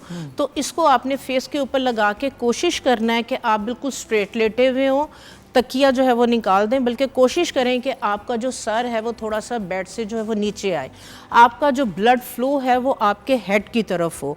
और आप मोबाइल वगैरह को, मोस्टली ये होता है कि कोई भी चीज़ यूज़ करें, फेस में मास्क लगाया हुआ है, मोबाइल यूज़ कर रहे हैं, नहीं, अपने माइंड को आप रिलैक्स छोड़ें तो आपको जो है वो इसका बहुत ज़बरदस्त आधा घंटा लगा रहे, आधे घंटे के बाद वॉश कर लें।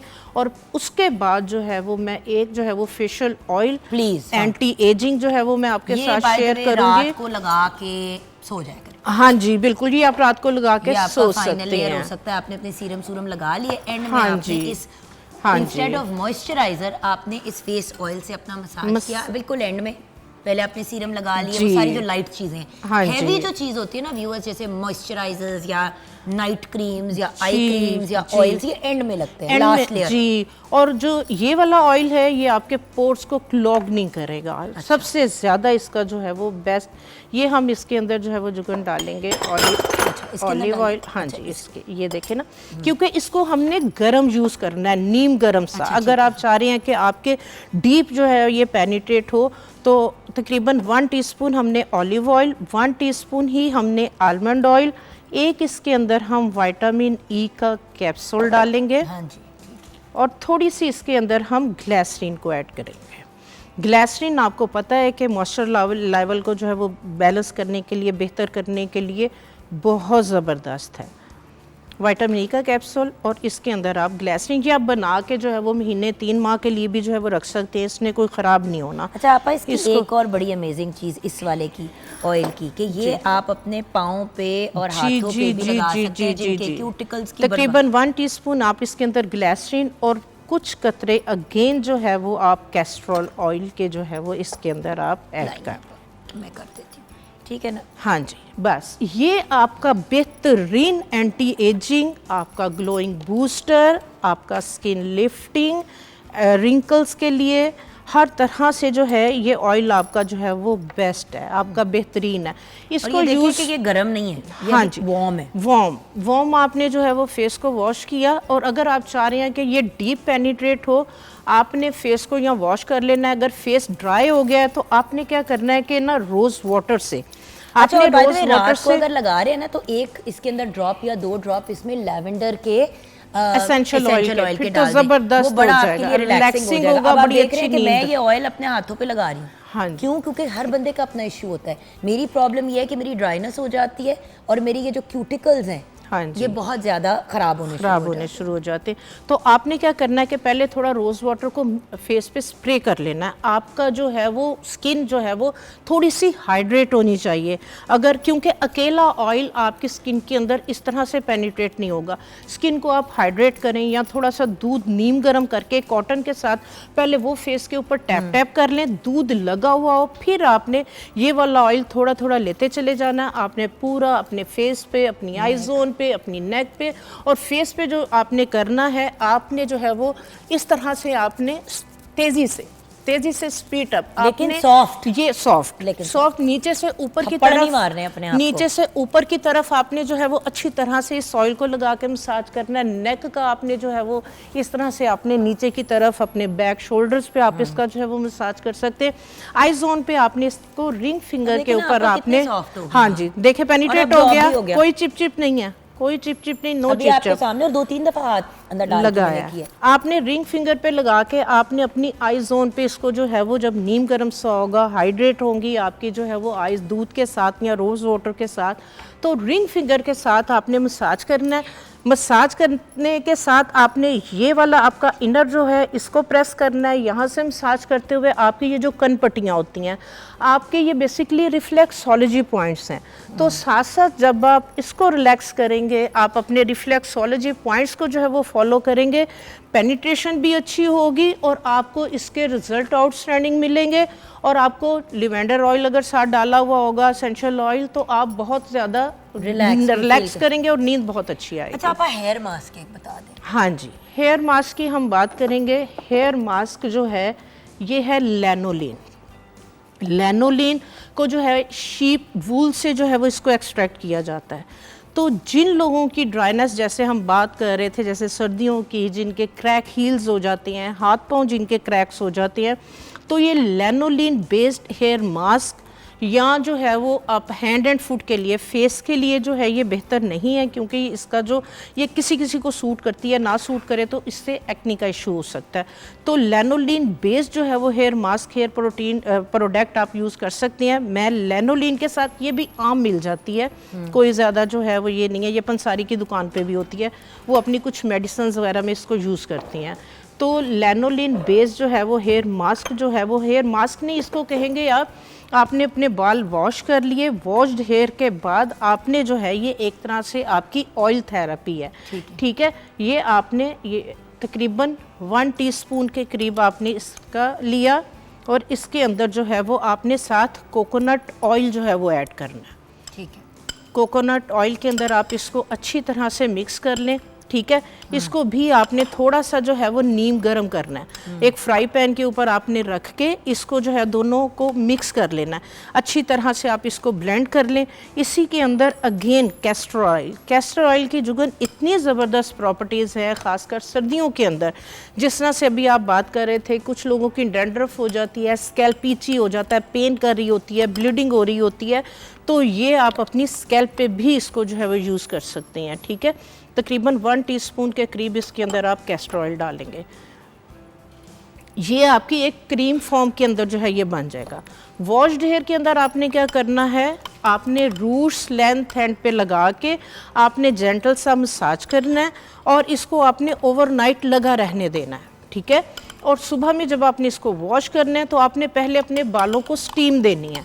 स्टीम देने का तरीकाकार यही है कि आप एक गर्म पानी के अंदर 2 टॉवल जो है वो डीप कर दें और रूम टेम्परेचर के ऊपर आपने पहले एक टॉवल निकाला, स्किन पे रैप किया, अच्छे से पसीना आ गया आपके बालों पे, फिर दूसरा टॉवल लिया, 10 से 15 मिनट के लिए आप जो है वो स्टीम लें। उसके बाद आप टॉवल को रैप करें, आधे घंटे के बाद अपने हेयर को वॉश करना है।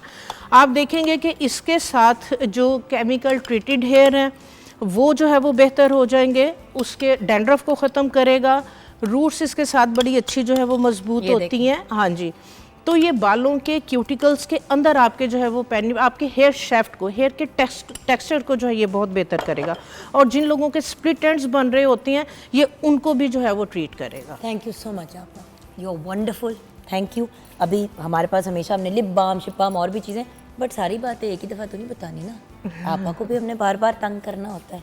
तो आपसे इंशाल्लाह फिर मुलाकात होगी आपा। इंशाल्लाह, और व्यूअर्स हम जाएंगे ब्रेक की तरफ, और ब्रेक के बाद जब वापस आएंगे, नो डाउट हमने शुरू में बात की working woman versus home maker, versus नहीं कि ये डिफरेंट रोल्स हैं जो हम औरतें अदा करती हैं। देन उसके बाद आजकल बहुत ट्रेंड चल रहा है कि क्या इंसान को जॉब पे जाना चाहिए या एंटरप्रेन्योर होना चाहिए। आपा एक क्लासिक एग्जांपल है एक ऐसी खातून का जो किसी बहुत सी कंपनीज के साथ काम तो करती थी, लेकिन फिर उन्होंने अपनी कंपनी इस्टेब्लिश की और अपना काम किया। लेकिन हर बंदे का मिजाज जॉब वाला भी नहीं होता और हर बंदे का मिजाज एंटरप्रेन्योर होने का भी नहीं होता, अपनी बिजनेस वाला भी नहीं होता। तो कैसे गेज करें, ये ब्रेक के बाद हम डिस्कस करेंगे।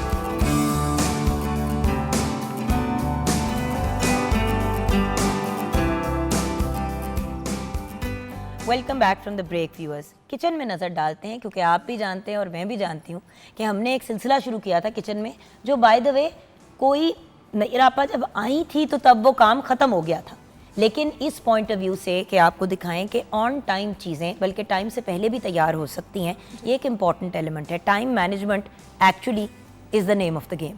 जी चिकन स्लाइडर्स जो हैं वो बिल्कुल तैयार हैं और उसके साथ लोडेड फ्राइज़, और आप माशाल्लाह क्वांटिटी देख सकते हैं कि आपके सामने ही हमने सब कुछ बनाया और कितनी क्वांटिटी में हमारे पास स्लाइडर्स जो हैं वो तैयार। और तैयबा जी, अगर हम यही चीज़ इतने ही पैसों में रेस्टोरेंट से ऑर्डर करते तो आपको मैक्सिमम 2 बर्गर मिलने थे, बिल्कुल ऐसे मैक्सिमम। इधर आप पूरी फैमिली की मील तैयार करके बैठ गई हैं। फ़र्क ये है व्यूअर्स, क्योंकि रेस्टोरेंट आपको सिर्फ खाने का चार्ज नहीं कर रहा होता, उसने अपना प्रॉफिट तो रखना ही रखना है, लेकिन जो जगह उन्होंने रेंट पे ली हुई है, उनका जो स्टाफ है, उन्होंने उन चीज़ों को भी फैक्टर इन करना है। तो इधर तो आप घर पे बना रहे हैं, सो अपने एक्सपेंस को मिनिमम रख सकते हैं। Thank you Tayyaba ji. Okay so guys, आज हम बात क्या कर रहे हैं? हम अब डिस्कशन करने लगे हैं जॉब वर्सेस एंटरप्रेन्योरशिप या अपनी बिजनेस, यानी कि बिजनेस अपनी करना, अपने बॉस खुद होना या किसी के लिए नौकरी करना। बेहतर क्या है? लोग कहते हैं नौकरियां नहीं है, क्या करें, अपना काम करना चाहिए। अपने काम करने वाले कहते हैं कि भाई पैसे होंगे तो अपना काम करेंगे ना, नौकरी करेंगे तो कम से कम सिक्योर रहेंगे। तो सबसे पहले ये डिफाइन करना बड़ा ज़रूरी है कि नौकरी के क्या फ़ायदे और नुकसान हैं, और फिर अगर आप अपना बिजनेस करते हैं तो उसके क्या फ़ायदे और नुकसान हैं। इस वक्त हम किसी भी चीज़ की सपोर्ट में नहीं हैं, हम दोनों पे बात करेंगे और फिर हर बंदे के हिसाब से देखा जाता है, जो हमारा फाइनल पॉइंट होगा कि किस किस्म के इंसान को कौन से किस्म की करियर या वर्क लाइफ की तरफ जाना चाहिए। हमारे साथ हैं जहाज़ेब अहमद ख़ान, आप एक रिनाउंड कॉर्पोरेट ट्रेनर हैं और लाइफ कोच हैं। अस्सलाम वालेकुम। वालेकुम अस्सलाम। अब आपको जहाज़ेब बुलाऊं कि अहमद बुलाऊं? जहाज़ेब बुलाएं। जी Jahanzeb, so lovely to meet you. अब जहाज़ेब के साथ है मिराज नदीम। मिराज नदीम साहब का 16 साल का एक्सपीरियंस है एचआर क्या होता है व्यूअर्स? ह्यूमन रिसोर्स, यानी कि इनके पास लोग आते हैं या उनके रेज़ुमेज़ आते हैं और फिर ये लोगों को गाइड करते हैं कि, और या उनके रेज़ुमेज़ आगे भेजते हैं, या कंपनी इनको आके कहती है हमें ऐसे लोग चाहिए, या फिर कोई बड़ा वेंचर कैपिटल इनको आके कहता है कि भाई हमें इस किस्म का बंदा चाहिए, हम इस किस्म की चीज़ स्टार्ट करना चाहते हैं, तो इनको सेल्फ स्टार्टर्स की भी ज़रूरत होती है। Currently Punjab information technology board में joint director HR talent acquisition के तौर पे काम कर रहे हैं, यानी कि हर एरिया ये भी कवर करते हैं। अस्सलाम वालेकुम मिराज साहब। वालेकुम सलाम जी। बॉस, शुरू करते हैं जॉब से। जनाब, जो हर पैदाइश से नौकरी किधर मिलेगी, नौकरी करनी है, नौकरी ये नौकरी नौकरी नौकरी नौकरी, लड़का और लड़की हो, पढ़ रहे हैं लिख रहे हैं तो नौकरी। तो ये बताइए कि नौकरी के क्या फ़ायदे और नुकसान हैं? बिल्कुल बड़ा अच्छा सवाल है, बड़ा अच्छा। नौकरी के फ़ायदे भी हैं। यस, पहले हम फ़ायदों में बात कर लेते हैं। एक तो आपकी रेगुलर इनकम स्टार्ट हो जाती है, ठीक, प्रॉफिट हो लॉस हो, आप एज ए एम्प्लॉई काम कर रहे हैं, आपको मालूम है मंथ एंड होना है, सैलरी आ जानी है, ठीक। दूसरा बेनिफिट ये है कि 9 to 5 आप you are bound, 9 to 5 job करना, 9 to 5 के बाद आप फ्री हैं और whatever you want to do you can do, right. तीसरा ये कि आप एक करियर पास भी मिल जाता है आपको रेगुलर जॉब से, नौकरी से, कि अच्छा जी मैं 3 साल बाद 5 साल बाद मैं आज एक ऑफिसर लेवल पर मेरी अपॉइंटमेंट हुआ है तो 5 साल बाद मैंने सीनियर ऑफिसर बन जाना है, तो एक पाथ भी आपको मिल जाता है, ठीक हो गया। तो चंद ये फ़वाइद हैं। अच्छा, अब जनाब आपके एंड पे और क्या क्या फ़वाइद हैं? देखिए, सब में पहले जो चीज़ होती है ना नौकरी फ़वाइद करके, एंड देन नुकसानात साथ ही डिस्कस जी, करेंगे। बिल्कुल। हाँ जी।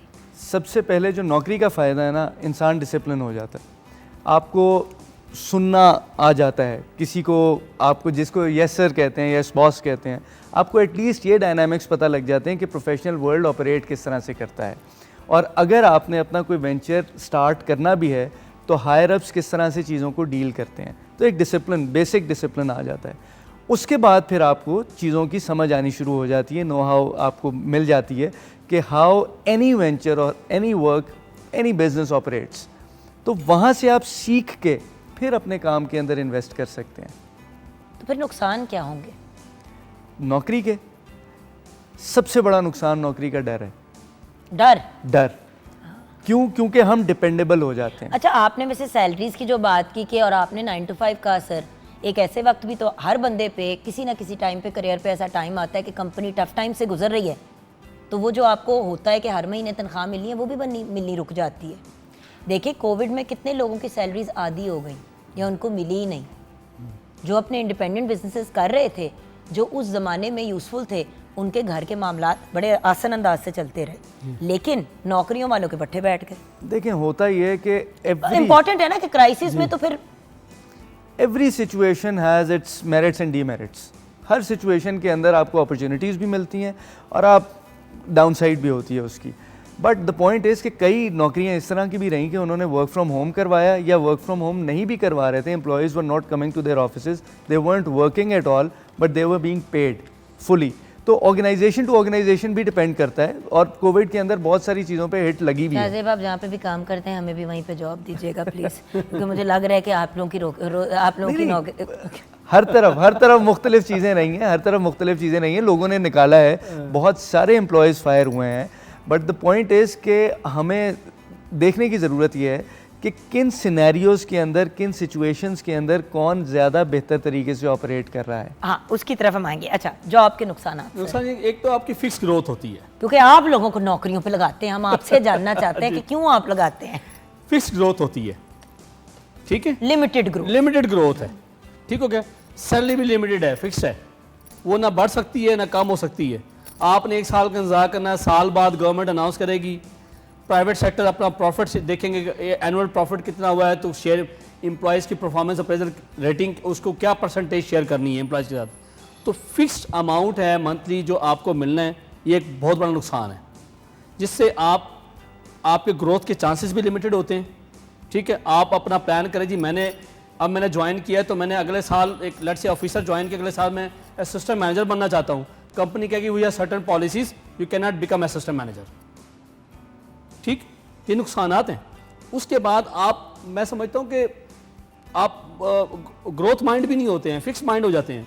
आप एक रूटीन का फिक्स काम है वो कर रहे होते हैं। बॉस, वही वाली बात है ना, बंदा एक तरह से रेलू कट्टे की तरह चलना शुरू हो जाता है उसमें। हाँ, कुछ लोग आगे बढ़ के उभर के निकलते भी हैं, लेकिन अगर 20 लोग हैं और उन 20 में से 10 अच्छा काम कर रहे हैं, तो उन 10 में से भी प्रमोशन 1 या 2 को ही मिलेगी। सो कंपटीशन बहुत स्ट्रांग हो जाता है। हाँ। और उसके साथ साथ जो ज़रा ढीले टाइप होते हैं, वो बिल्कुल ही कहते हैं कि भाई मिल रही है ना तनख्वाह, हाँ। जब आएगी प्रमोशन तो आ जाएगी, अच्छा नहीं आई तो खैर है, बस चल रहा है। लेकिन खर्चे, मामलात, बहुत सी ऐसी चीज़ें ज़िंदगी की चलती रहती हैं, जहाँ पे आप एक सिंगल लड़का या लड़की थे, अब अगर आपकी शादी हो गई, आपकी ज़रूरियात बढ़ गई। दफ्तर वालों ने तो नहीं आपको पैसे ज़्यादा देने ना कि उसने शादी कर ली है।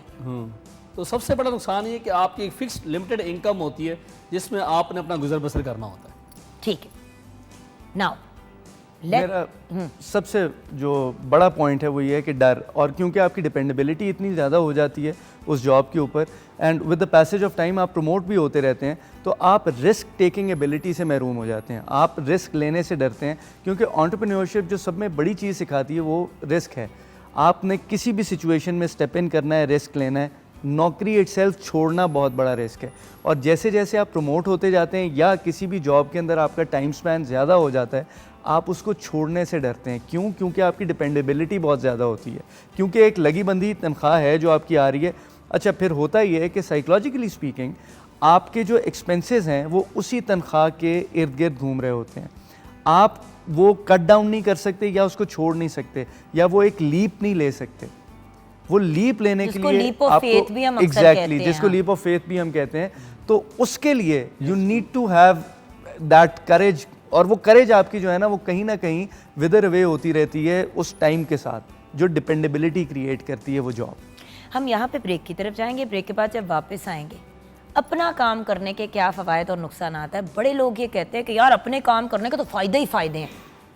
ओ भाई, फ़ायदे तो हैं, लेकिन again there is no stable income, क्योंकि मैं जॉब भी करती हूँ पाकिस्तान टेलीविज़न नेटवर्क के साथ, एंड देन मेरी अपनी एक ब्रांड भी है जिसको मैं रन करती हूँ।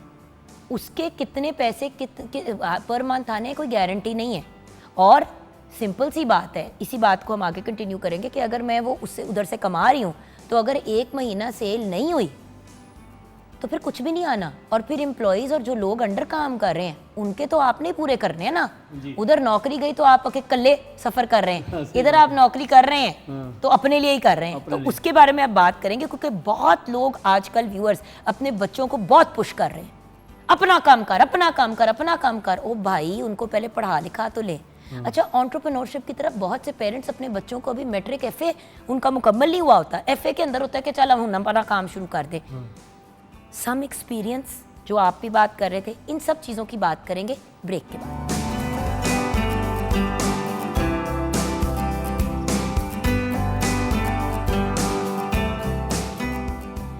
Welcome back from the break viewers. हमारे साथ जहांज़ेब अहमद ख़ान हैं और मिराज नदीम हैं। और मिराज साहब, अब हमें बता दें, हर बंदा कहता है, हर बंदे का ख्वाब होता है कि साढ़े मुंडे दा अपना काम होए, साड़ी कुड़ी दा अपना काम होए। पहले हर किसी का ख्वाब होता था कि कोई अच्छी नौकरी लग जाए।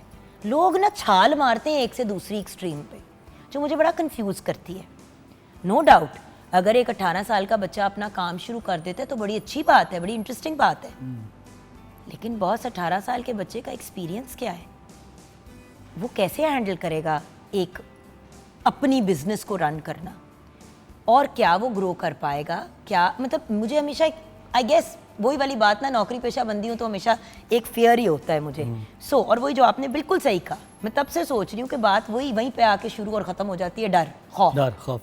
बट अपना काम शुरू करने का भी तो खौफ होता है। मैंने 2-3 बिजनेसेस स्टार्ट की मिराज भाई। मैंने अपना सैलून किया, अपना रेस्टोरेंट किया, अपनी फिटनेस स्टूडियो किया, और ये तीनों चीज़ें स्टार्ट की एक ही साल के अंदर अंदर, राइट बिफोर कोविड।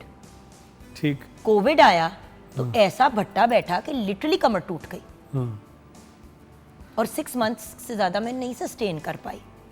मैं सच्ची बात है, ऑनेस्ट बात है, मैं क्यों लोगों के सामने झूठ बोलूँ और अपने आप को वो दिखाऊँ। और क्योंकि नौकरी पेशा थी, बार बार सोचा कि यार इससे तो बेहतर नौकरी थी, इससे तो बेहतर नौकरी नहीं थी, लाखों का नुकसान हो गया। तो व्हाट डू यू डू? अच्छा, इसमें ना बड़ा ज़रूरी है, अगर मैं करंट बात करूं तो दुनिया में लेट्स से एग्जांपल दूं, 100 आइडियाज़ आते हैं बिज़नेस के, तो उसकी जो सक्सेस रेशो ना ओनली 10 ऑफ 100 सक्सेसफुल होते हैं, 90% ड्रॉप हो जाते हैं। उसकी वजह लैक ऑफ प्लानिंग है। आपकी बिज़नेस प्लानिंग कामयाब नहीं होती। आप जब कोई स्टार्टअप शुरू करते हैं, you want to become entrepreneur, आप उसकी जब स्टार्ट होता है प्लानिंग ठीक होती है, जब थोड़े से पैसे आने शुरू हो जाते हैं आपका फोकस डाइवर्ट हो जाता है। मेरा ख्याल में आप बेहतर प्लानिंग नहीं कर पाते कि आपने प्लान किया था इस साल मैं 100 रुपये कमाऊँगा, ठीक है। आप जब 100 को टच करते हैं तो आप नेक्स्ट प्लानिंग नहीं करते, क्या आप इसको कैसे 100 मैनेज कर रहे हैं, जो मैंने अर्न कर लिया है, और री इन्वेस्ट करना है इसको फॉर नेक्स्ट ईयर के कैसे मैंने 200 को पहुंचना है, टारगेट्स जो हैं वो। और फिर आप उसकी कामयाब बिजनेस प्लानिंग नहीं कर पाते, जिसकी वजह से आपका वो जो खौफ है, वो डर है कि मैं कामयाब बिजनेसमैन बन सकता हूँ कि नहीं, वो आप उस डर के आगे हार जाते हैं। But is it there a right age? जहाँ से कोई राइट एज भी तो होनी चाहिए। अच्छा, ये राइट एज, अब जो दौर है फ्रीलांसिंग का दौर है, IT का दौर है, हाँ। ठीक है। फ्रीलांसिंग में आप यकीन करें इतना पोटेंशियल है, $1.6 ट्रिलियन की इकोनॉमी है वर्ल्ड वाइड, $1.6 ट्रिलियन की इकोनॉमी है world wide, if I am not wrong. Pakistan में सिर्फ और सिर्फ मेरा ख्याल में जाने से 1.2 के करीब बिलियन डॉलर इकानमी अभी डेवलप हुई है, पोटेंशियल है, वो भी अभी डेवलप हुई है जी, पोटेंशियल है। जितने भी IT एंड बिजनेस ग्रेजुएट्स हैं, ठीक है, एक तो नंबर बात यह कि पाकिस्तान में एंटरप्रेन्योरशिप की सर्टिफिकेशन तालीम देना शुरू करें, ताकि वो जो बिजनेस स्टडी है वो प्रिंसिपल्स पढ़ सकें कि how to become successful businessman. आप लोग भी तो यही कर रहे हैं। बिल्कुल हम कर रहे हैं, डिपार्टमेंट भी यही कर रहे हैं। बिल्कुल हमारा डिपार्टमेंट जो पंजाब IT बोर्ड है, रोजगार प्रोग्राम शुरू किया, many success stories, many success stories, yes many. और अभी हमने एक नया प्रोग्राम शुरू किया है, she wins, women empowerment. I know, ठीक है। वेरी अब हैप्पी उसमें अबाउट दैट। वुमेन एम्पावरमेंट कैसे आएगी? फाइनेंशियल इंडिपेंडेंस, बिल्कुल। नाजिम साहब? जी देखिए, there is no right age, honestly speaking there is no right as.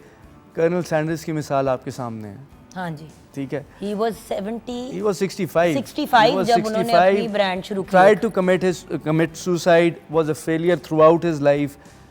Biggest example, died at the age of 85 or 90 plus I guess. But 65 पे कामयाब ऐसे हुए कि 85 तक तो सुकून से और बड़ी ही अच्छी जिंदगी गुजारी और अपनी अगली जनरेशंस को भी सेट कर नस्लों दिया, को। जिसको हम कहते हैं जनरेशनल वेल्थ। Exactly. वो जो कहते हैं ना, वो तो खरबपति लोग हैं, उनकी अगली 10 पुश्तों को काम नहीं करना पड़ेगा। एक्चुअली तो गोल ये होना चाहिए। देखिए, बात ये है कि मतलब मजा तो तब आता है there is no formula. There is no formula at all. होता क्या है अगर कोई कि फॉर्मूला ही नहीं है तो हम बात क्यों कर रहे मैं हैं? वही बता रहा हूँ ना, एक सिवाय एक क्या चीज़ कर है। रहे हैं? मैं वही तो कह रहा हूँ, लेट मी फिनिश। एक चीज़ है कि consistency is the key. Problem कहाँ आता है कि you said that you started 3 ventures and every venture ended in 6 months, ठीक है।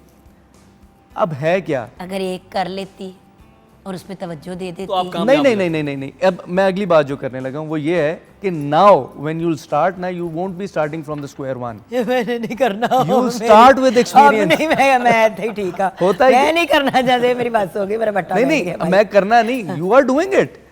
हाँ, अभी आपने बताया I you are am already doing my doing it. skincare and अब everything, होता क्या but है, बड़े नीवे होके और बंदे दा पुत्र बन के। You are exactly saying what I am trying to say. हो क्या रहा है कि यू आर नॉट स्टार्टिंग और you didn't start from the square one, you learned and then you started.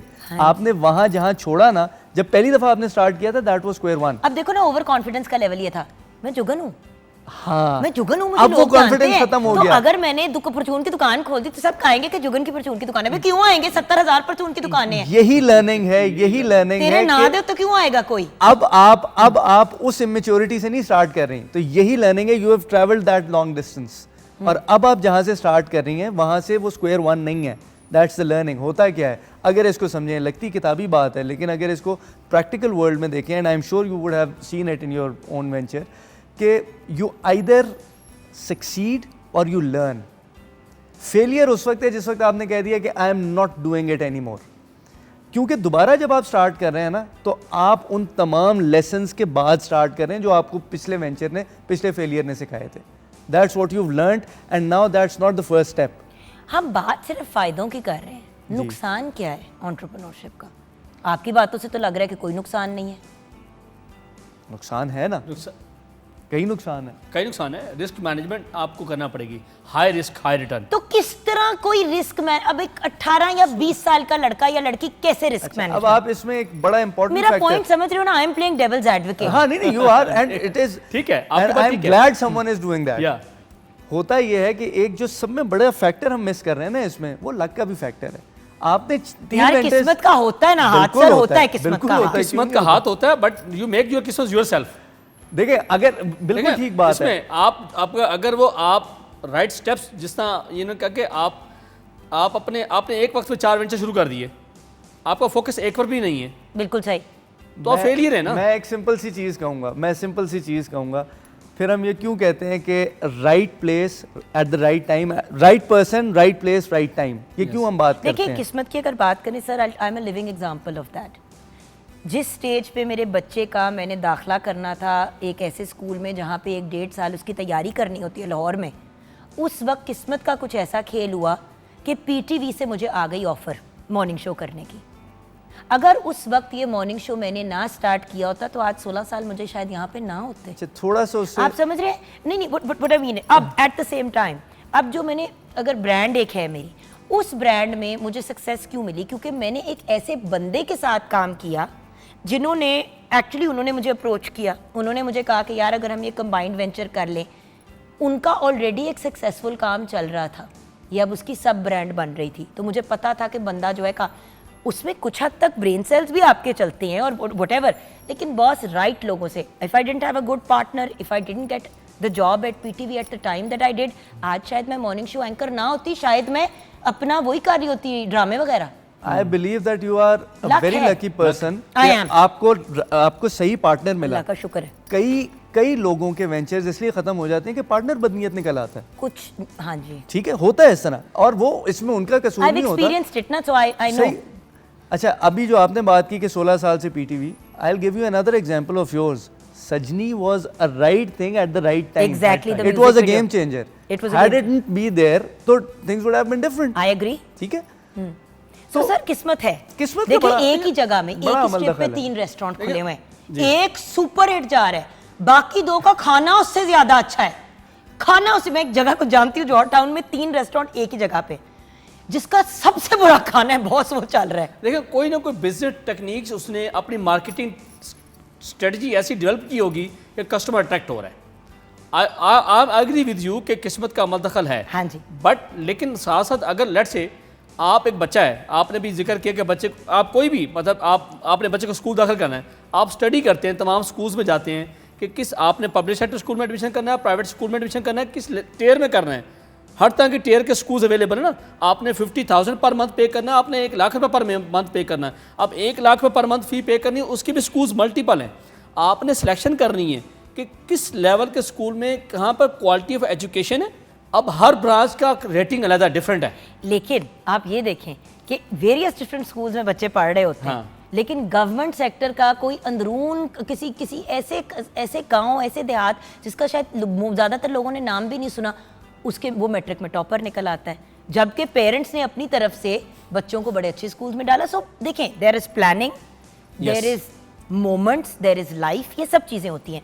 Let's get to the point now. Main point तो ये है कि किस किस्म के बंदे को किस किस्म की काम की तरफ जाना चाहिए, ये डिफाइन कर दें, क्योंकि ये हमारी कंक्लूजन है आज की। देखें कि उस पे जादेब उस आपका पे सब में who इम्पोर्टेंट should बात do what?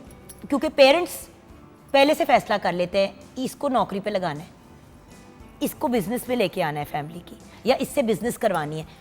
किस किस्म का बंदा किस किस्म के काम के लिए अप्रोप्रिएट है सर? हमारी अभी थोड़ी देर पहले मेरी ये भी सर जानने से और मैं ये डिस्कस कर रहे थे डिस्कस कर रहे थे हम लोग कि इसीलिए टर्म यूज़ होती है हॉर्सेस फॉर द कोर्सेज, और इसीलिए ज़रूरत है टैलेंट आइडेंटिफिकेशन की। We need people who can identify talent. वो बैठे में ना ठीक है, HR, एग्जैक्टली। आप बैठे हुए ना लाइफ कोच। और ये नहीं, और प्रॉब्लम क्या है, क्या ये काम स्कूल्स में हो रहा है? आपको मैं एक बात बताता हूँ, स्कूल्स को प्लीज मैं- छोड़ नहीं, दें, मैं- कॉलेजेस को छोड़ दें, नहीं हो रहा। ग्रास रूट लेवल से काम करने की बिल्कुल नहीं ज़रूरत हो है। रहा कहीं बट प्रॉब्लम क्या है, हमें ये चीज़ ग्रास रूट लेवल से स्टार्ट करनी चाहिए। आज तक हमारी सोसाइटी में कॉन्सेप्ट नहीं आया कि हमने अगर इंटरनेशनल लेवल का स्पोर्ट्स पर्सन बनाना है तो उसको बचपन से ट्रेनिंग 4 करवानी साल है। 3 साल 5 साल की रॉजर उम्र पे। Federer started proper tennis at the age of 6 और 7। ठीक है, तो हमारे यहाँ लड़का कहाँ जाता है? हमारे यहाँ आप क्लब क्रिकेट उस वक्त खेल रहे होते हैं जिस वक्त आपकी उम्र 16-17 साल होती है, 13-14 साल भी इवन होती है। अगर आप 13-14 साल के भी हैं, हमारे माशरे के हिसाब से वो छोटी उम्र है। बट पॉइंट ये है कि हमें टैलेंट आइडेंटिफिकेशन करनी ज़रूरी है, हमें बच्चों के पैटर्न्स आइडेंटिफाई पर करने ज़रूरी जाज़ेब, हैं। माँ बाप खुद ही डिसाइड कर लेते हैं ना। मेरा तो इशू ये है कि माँ प्यो पहले डिसाइड कर लेते यहाँ हैं। ट्रेनिंग लड़का आती है। पिट रहा है, ब्रिलियंट, पर उसके पास आइडिया है, 6 साल जिंदगी के जाया हो गए क्योंकि अब्बा ने कहा तू नौकरी ही तो करेगा। यहाँ पर अब ट्रेनिंग की जरूरत है। ट्रेनिंग की ज़रूरत है यहाँ ना, पर ट्रेनिंग की जरूरत है। कलेक्टिव आपकी नेशनल ट्रेनिंग की ज़रूरत है। यहाँ जब तक आप ट्रेन नहीं करेंगे लोगों को, देखें there is a difference between education and training. You need to train people. क्यों बाहर पेरेंटल सेशंस होते हैं, क्यों बाहर शादियों से पहले कपल्स के सेशंस होते हैं? ट्रेनिंग इंपॉर्टेंट है। वो जब तक ट्रेनिंग नहीं होगी तब तक आपकी सेंस नहीं डेवलप होगी। आपको पता है, मस्जिद का इमाम जब किसी कपल का आता है बाहर के ममालिक में, तो वो बुलाता है लड़का लड़की को और उनसे बैठ के बात करता है, उनसे ये पूछता है कि आप खुश हैं, आपकी मर्जी, ये वो वटेवर। चर्च में बुलाया जाता है, जब कहीं पे भी आप जाके कहते हैं कि जी हमने इस चर्च में अपनी शादी करनी है, तो वहाँ पे आपको प्रीस्ट बुलाता है कि जी आओ बताओ। सो बात ये है कि एटलीस्ट ये बेसिक लेवल की चीज़ें तो हम लोगों को करनी चाहिए। ये तो लाइफ डिसीजन है। अब आप लाइफ कोच हैं, आप लोगों को गाइड करते हैं। अब आप एक बच्चे को गाइड कर रहे हैं कि बेटे कि यार तुम बिल्कुल सही कह रहे हो, तुम्हें ना अपने इस काम के ऊपर ये करना चाहिए। घर जाता है तो उसका बाप उसको रैप्टा लगाता है, कहता है चुप करके मैंने फलां दोस्त से बात की है, तू वहाँ पे नौकरी शुरू कर। सर आप ये एक्सपीरियंस बिल्कुल ऐसी बात है। लेकिन आप देखें बिगाड़ भी वहीं से पैदा होता है। आप एक बच्चे को ज़बरदस्ती डॉक्टर बनाने की कोशिश करते हैं, ठीक है, वो बच्चा मेडिकल साइंस का है ही नहीं। आप उसमें इन्वेस्ट करते हैं, आप फाइनली क्या कहते हैं कि वो बच्चा आपका स्कोर शो ही नहीं करता, उसका इंटरेस्ट नहीं है, वो पढ़ता ही नहीं है। आप उसको डांट पीट करते हैं, बच्चा बदतमीज़ हो जाता है, फिर आप कहते हैं औलाद बदतमीज़ निकल आई है। तो मेंटोरिंग की ज़रूरत है, काउंसलिंग की ज़रूरत है, ट्रेनिंग की ज़रूरत है, अवेयरनेस सेशंस की ज़रूरत है। और टेस्ट मौजूद हैं जिसमें पैटर्न आइडेंटिफिकेशन, टैलेंट आइडेंटिफिकेशन आप कर सकते हैं। So in conclusion what would you like to say sir and what would you like to say? जी मैं ये कहना चाहता हूँ हमारे इस पाकिस्तानी माशरे में हमारे स्कूल सिस्टम है, एजुकेशन सिस्टम है जो हमारा, एजुकेशन सिस्टम में मेंटोरिंग का कंसेप्ट ज़रूरी है, काउंसलिंग वेरी इंपॉर्टेंट। आप चाहे बच्चा स्कूल भेज रहे हैं या बच्चा यूनिवर्सिटी लेवल तक पहुंच गया है, जब तक उसकी मेंटोरिंग काउंसलिंग नहीं होगी वो सक्सेसफुल पर्सन नहीं बन सकता, either he is job seeker और टू बिकम एंटरप्रेन्योर। सही सर। देखें, स्किल्स के ऊपर काम करने की ज़रूरत है। सब में पहले स्किल सेट आपने आइडेंटिफाई करना है नंबर 1, और उस स्किल सेट को पॉलिश करना है। टू स्टार्ट विद, मैं जो मोस्ट इंपॉर्टेंट चीज़ें हैं ना, मैं उसके ऊपर लोगों को ये ज़रूर कहता हूँ कि पर्सनैलिटी एंड कम्युनिकेशन, ये 2 ऐसे स्किल्स हैं जो किसी के अंदर इम्पार्ट कर दिए जाएँ तो वो अपना पाथ खुद आइडेंटिफाई करने में उसको आसानी मिल सकती है, आसानी हो सकती है। अगर उसके पास ये दोनों चीज़ें नहीं हैं, अगर वो अपनी पर्सनैलिटी से ही वाकिफ़ नहीं है, तो वो फिर किस तरीके से आइडेंटिफाई करेगा कि मुझे क्या करना चाहिए। Firstly you need to know yourself and then you need to know how to communicate yourself. Thank you so much boys, absolute pleasure meeting you guys, and thank you कि इतनी clarity से आपने अपना point of view दिया। वैसे तो ये एक ऐसा टॉपिक है, अगर हम सिर्फ नौकरी पे बात कर लेते जी तो हम बात करते चले बात जाते करते ही जाते। और व्यूअर्स, इंशाल्लाह आगे जाके मेरी कोशिश होगी कि हम सिर्फ नौकरी और नौकरी करने के तकाजे और किस किस्म के लोगों को बिल्कुल भी नौकरी की तरफ नहीं जाना चाहिए, बहुत ज़रूरी है। इस पे बात करेंगे, और फिर एक दफ़ा प्योर एंटरप्रेन्योरशिप पे भी बात करेंगे। ये हमें एक दफ़ा फिर सीटिंग रखनी जी चाहिए। ज़रूर, बिल्कुल रखनी चाहिए। Thank you so much guys, pleasure. शुक्रिया आपका, बहुत Thank you for शुक्रिया। having Thank you, us. thank you। Viewers, and में बात यही आ जाती है कि ये जो हमारे सामने बहुत ही कामयाब सक्सेसफुल रोल मॉडल्स बैठे हैं, अगर इनकी तरह अपनी ज़िंदगी को जीना है, भरपूर अंदाज में सक्सेस स्टोरीज बनना है, घर पे भी सेटिस्फाइड, काम में भी सेटिस्फाइड, तो व्यूअर्स वही वाली बात है ना कि आइडेंटिफाई करें। और सबसे बड़ी बात ये कि जिसको आप धक्के दे रहे हैं कि नौकरी करो, ये करो, वो करो, उसका दिल क्या चाह रहा है। आप एक खाना भी अगर बना रहे हैं, बेदिली से बनाएंगे, वो खाना बद जायका बनेगा। तो ये तो ज़िंदगी की बहुत बड़ी डिसीजंस है व्यूअर्स। सो प्लीज़ माँ बाप ज़रा हाथ हौला करें, बच्चे ज़रा थोड़ा सा बचपने से बाहर निकल के थोड़ी मैच्योरिटी की तरफ आएँ।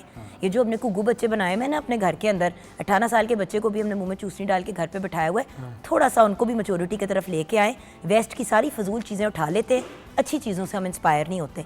17-18 साल की उम्र पे उनके बच्चे को पता है कि अब मैं इंडिपेंडेंट हूँ, अब मैंने अपना कुछ करना है। यहाँ से हमारा 21 साल का लड़का घर आके कहते हैं, अम्मी रात के 2 बजे माँ को जगाया जा रहा है कि माँ रोटी गर्म कर दो।